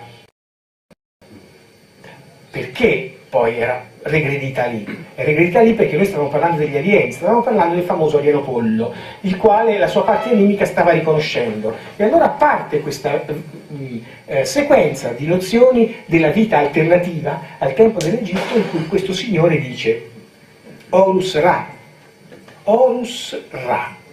E te dici, vabbè, avrà visto la televisione, che ne so io. Horus Ra, chi è il tuo padrone? Il mio padrone è Horus Ra. Da dove viene? Al-Nitak, che io so assai chi cazzo è Al-Nitak. Poi vado su Wikipedia e capisco che Al-Nitak è una delle principali stelle di Orione della fascia centrale, Al-Nitak, e aggiunge Akut Khufu. Akut Khufu. E che vuol dire? Cerco di capire e scopro che Khufu è il nome della piramide egizia che corrisponde, secondo Buval, al-Nitak. Khufu, dove Khufu vuol dire Pietro, o meglio Pietra. E infatti, la donna, e infatti erroneamente, gli egiziani hanno detto che questa era la piramide del faraone Khufu, Cheope, detto Khufu. In realtà, apro una brevissima parentesi, qui c'è la storia del popolo ebraico, che è una storia finta, perché non esiste il popolo ebraico, in quanto Pietro, che su questa pietra fonderò questa cavolo di chiesa, altro non è che la traslitterazione del faraone Khufu, detto Pietro, il quale, povero disgraziato, sta piramide l'ha solo restaurata, ma non l'ha costruita lui. Ma aggiunge, mentre noi gli si chiede Akut Khufu, Akut Khufu è quello che noi chiamiamo oggi Akhet Khufu, cioè la pietra accadica. È il nome che si dava a quella piramide che gli davano gli accadici, prima degli egizi, che lui pronuncia Akut, no Akhet, come oggi ci vogliono far credere. E io credo molto di più alla pronuncia sua, che poverino non sa l'ebraico, non sa l'arabo, non sa nulla di Orione, non sa niente di Al-Nitak, e Orion Ra, Horus Ra. Horus Ra è, perché poi lei dice anche Orion Akut Khufu, quindi ci dà anche l'indicazione. Horus Ra, chi è? Horus Ra è il mio padrone, è quello che viene da Al-Nitak. E come è fatto? È alto 4 metri, c'ha il becco, una cosa qui nel mezzo, sembra un pollo, e cosa fa? Prende, io gli porto le persone, sì, e loro le mettono dentro dei contenitori e gli ciucciano l'energia. Ah sì, gli ciucciano l'energia, sì, e quanti sono gli Horus Ra? Tanti. E da dove vengono? Da Orion, Al-Nitak, Akut Khufu. E questa energia, sono loro solo che la prendono? No, E chi sono gli altri? Anche i serpenti, mi dice. E dopo i serpenti chi la piglia? No, basta, non ce n'è più per nessuno. E ti fa capire come vai a leggere allora la storia, per quanto si possa tentare di capire, e la storia del faraone, si scopre tutta la genealogia dei faraoni, che i primi 3 faraoni della stirpe pre-faraonica, cioè i primi, ce n'è uno che si chiama Horus Ra. Sono 3 faraoni importanti, ma Horus Ra, come gli altri 2, che è il secondo faraone conosciuto, è il dio. Dove sono quei 3 faraoni che non sono faraoni normali, faraoni terrestri, faraoni terreni. È il dio che è diventato faraone. E il dio è lui il faraone, è venuto da fuori ed è quello che ha costruito la piramide. La piramide non l'hanno costruita gli egiziani, l'ha costruita questo cazzarola di Horus Ra che ha la faccia del pollo. E allora è evidente, chiaramente evidente, che noi abbiamo di fronte ancora una volta la storia della stessa mitologia. Guardate cosa succede in Babilonia. Enki ed Enlil, i 2 dei, lui serpente, Enlil l'aquila. Vai in Egitto e c'è Set, l'animale Set, perché poi c'ha le fattezze del coccodrillo tecnicamente, oppure il dio Khnum che ha le fattezze del coccodrillo, e il falco Horus. E la descrizione di Horus, come te lo vedi, che il faraone poi ha tentato di ricostruire le sembianze del dio vero mettendosi una barbetta finta e mettendosi questo strano copricapo e facendosi un buco nel cranio per far vedere che c'aveva un terzo occhio o chissà che cavolo era che non c'era. Poi vai in America Latina e ti trovi Quetzalcoatl e il fratello, il serpente piumato e il condor, sempre lo stesso tipo di mitologia, dove questi 2 signori sono i 2 alieni che oggi chiamiamo il serpentone e il pollo. Quindi abbiamo dato dei nomi un pochino più alla McDonald's, perché questo nel 2009 siamo alla McDonald's. Rivediamo questo qui, perché no, se non mi dà l'idea di dire, te sei il dio, te sei il pollo, capito? Ecco, c'è un rapporto diverso tra queste cose. E se voi andate a vedere le statuette del fratello di Quetzalcoatl, ne ho trovata una che è identica, l'ho anche pubblicata, al faraone, che ne so, a Tutankhamon. Le metti uno sopra l'altra, hanno questa specie di banderuola qui con tutte le striscette, qui il buco con il serpente che gli esce da qui dentro, e la barbetta finta, uguali. Ora, chiaramente poi è di pochi anni fa, la scoperta non ne parla nessuno, ogni tanto qualcosa su internet si trova. In Australia hanno trovato una grotta in cui, risalente a diversi migliaia di anni fa, in cui c'è la storia scritta in geroglifico di un faraone che non mi ricordo chi era, Amenofis III mi sembra, che è andato laggiù a fare qualcosa con la sua barchetta, in Australia, il faraone, con tutti i geroglifichetti fatti per benino, non ne parla nessuno, ma se stanno ancora a pensare, dice sì, gli egiziani con la loro barchetta sono venuti fino in Australia. Sarà anche vero, ma c'è qualcosa che non torna nella storia. Tant'è vero che in una ipnosi, io me lo ricordo sempre, questa è una cosa che ho già detto in una riunione che abbiamo fatto, in un'ipnosi, quando il soggetto in ipnosi lo colleghiamo alla sua memoria aliena attiva, di biondo a 5 dita, cioè quella parte di alieno che sta dentro di te, che non ha più il corpo e ti ciuccia la tua energia in attesa della costruzione di un altro corpo per lui, memoria aliena attiva. A un certo punto chiedo a bruciapelo a questo soggetto una cosa che non c'entrava niente, per deviare l'attenzione, per cercare di... io lo faccio perché così sono più spontanee le risposte. A bruciapelo non mi ricordo neanche qual era il contesto del discorso. Chi le ha fatte le piramidi?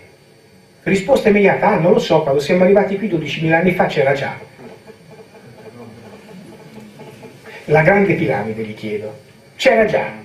Come c'era già? Certo che c'era già, perché anche nei lavori di Zaccaria Sitchin ma lui riporta solamente dei dati, riporta questa 64.000 quante cavolo sono tavolette lì, scritto con i geroglifici. Ce n'è una in cui c'è la montagna degli dei, e la montagna degli dei era la piramide di Giza ora, era la montagna degli dei, l'avevano già scritta 12.000 anni prima i babilonesi. Qui rientriamo nel problema storico che no, la piramide deve avere 3.400 anni, se no come cavolo facciamo? Questa è un po' la storia anche della piramide di Chichen poverina. Nel sud dell'America abbiamo queste altre piramidone fatte a gradoni. Questa piramide poverina qui hanno assegnato 3.600-3.800 anni di vita, hanno un problema. Un lato della piramide è sotto una vecchia colata lavica di un vulcano che sta a 300 km di distanza e che l'ultima volta che è eruttato è stato 12.000 anni fa. Quindi se la lava ha coperto un pezzo di piramide vuol dire che questa ci stava prima, o farglielo un po' capire. Non è mica banale. Quindi questo cosa vuol dire? Vuol dire che io non so la Sfinge a che punto siamo, perché la Sfinge è una cosa veramente molto difficile. Ci sono solo dei dati che riguardano l'erosione e sono dei veti dell'acqua molto, molto discusse. Però noi, quello che la mia come si dice, esperienza sull'aspetto dell'ipnosi è che quando un soggetto è in ipnosi, quella cosa è vera. Come quando il soggetto mi disse che per attaccare l'anima al DNA ci voleva una cosa che si chiamava TRTS, che poi scopre essere trasferato terminale. E questo fa è un operaio che fa i vasi di plastica in una ditta, cioè TRTS, che non sapevo nemmeno io, che insegno. Io arrivavo quando facevo il corso di chimica organica per le scienze biologiche fino agli zuccheri. Poi il DNA lo faceva biochimica, quindi io sono un chimico organico, non sono un biochimico, so assai che cosa cavolo sia la TRTS. Esiste, trasferasi terminale, come tante altre cose tecniche che io non sapevo neanche che esistessero, invece poi lui te lo dice in ipnosi, poi lo vanno a vedere, esistono. Quindi ho la vaga impressione che il povero egittologo ufficiale Zaki Hawass abbia preso una cantonata o voglia continuare a prendere una cantonata. L'ha inventata una cantonata. Volevo chiederti, Corrado, ti risulta che i russi si esprimano, per così dire, verso le loro vittime anche in maniera non verbale, forzandole semplicemente agendo sui territori clinici?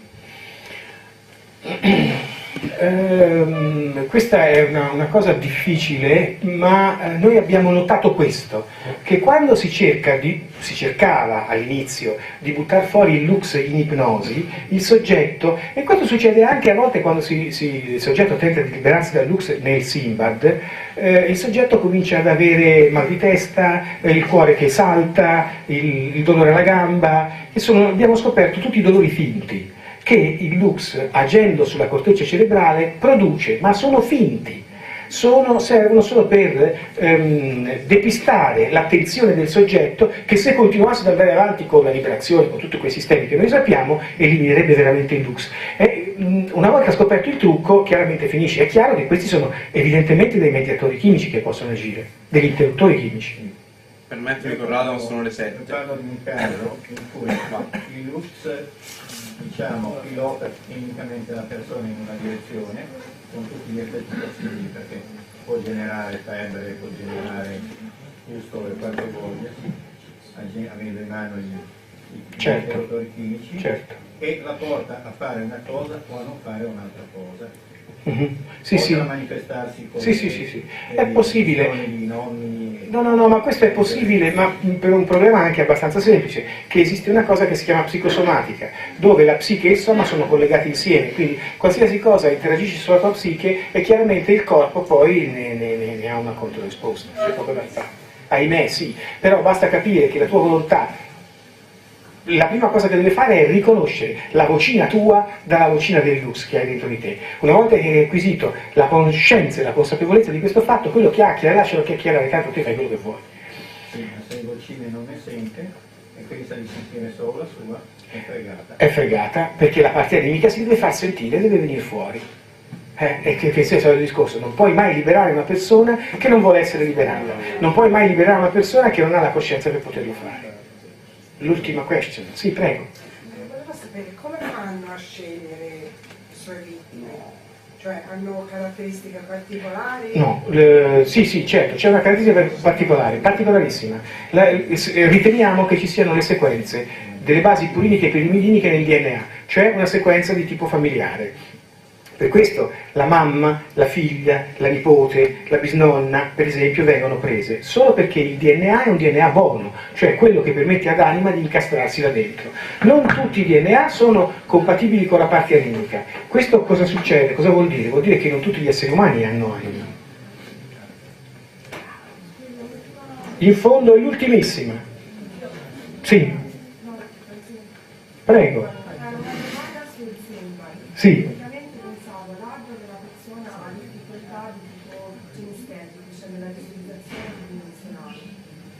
Come si ovvia questa difficoltà nella fase iniziale del Simbad e la seconda la difficoltà a mantenere una continuità nel fare il Simbad. Ne abbiamo dato ovviamente a del Claudio, no? Cioè ci sono tutta una serie di cose che si oppongono all'addotto affinché riesca a ottenere risultati nella continuità. Certo. Come ovviare nelle uscite da sole.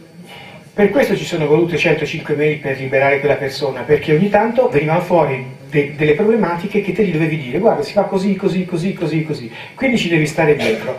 Allora, innanzitutto esiste un Simbad per cenestesici, che molto rapidamente è il seguente. È stato pubblicato, la parte sperimentale lo trovate nell'articolo Simulazioni mentali, che è su internet.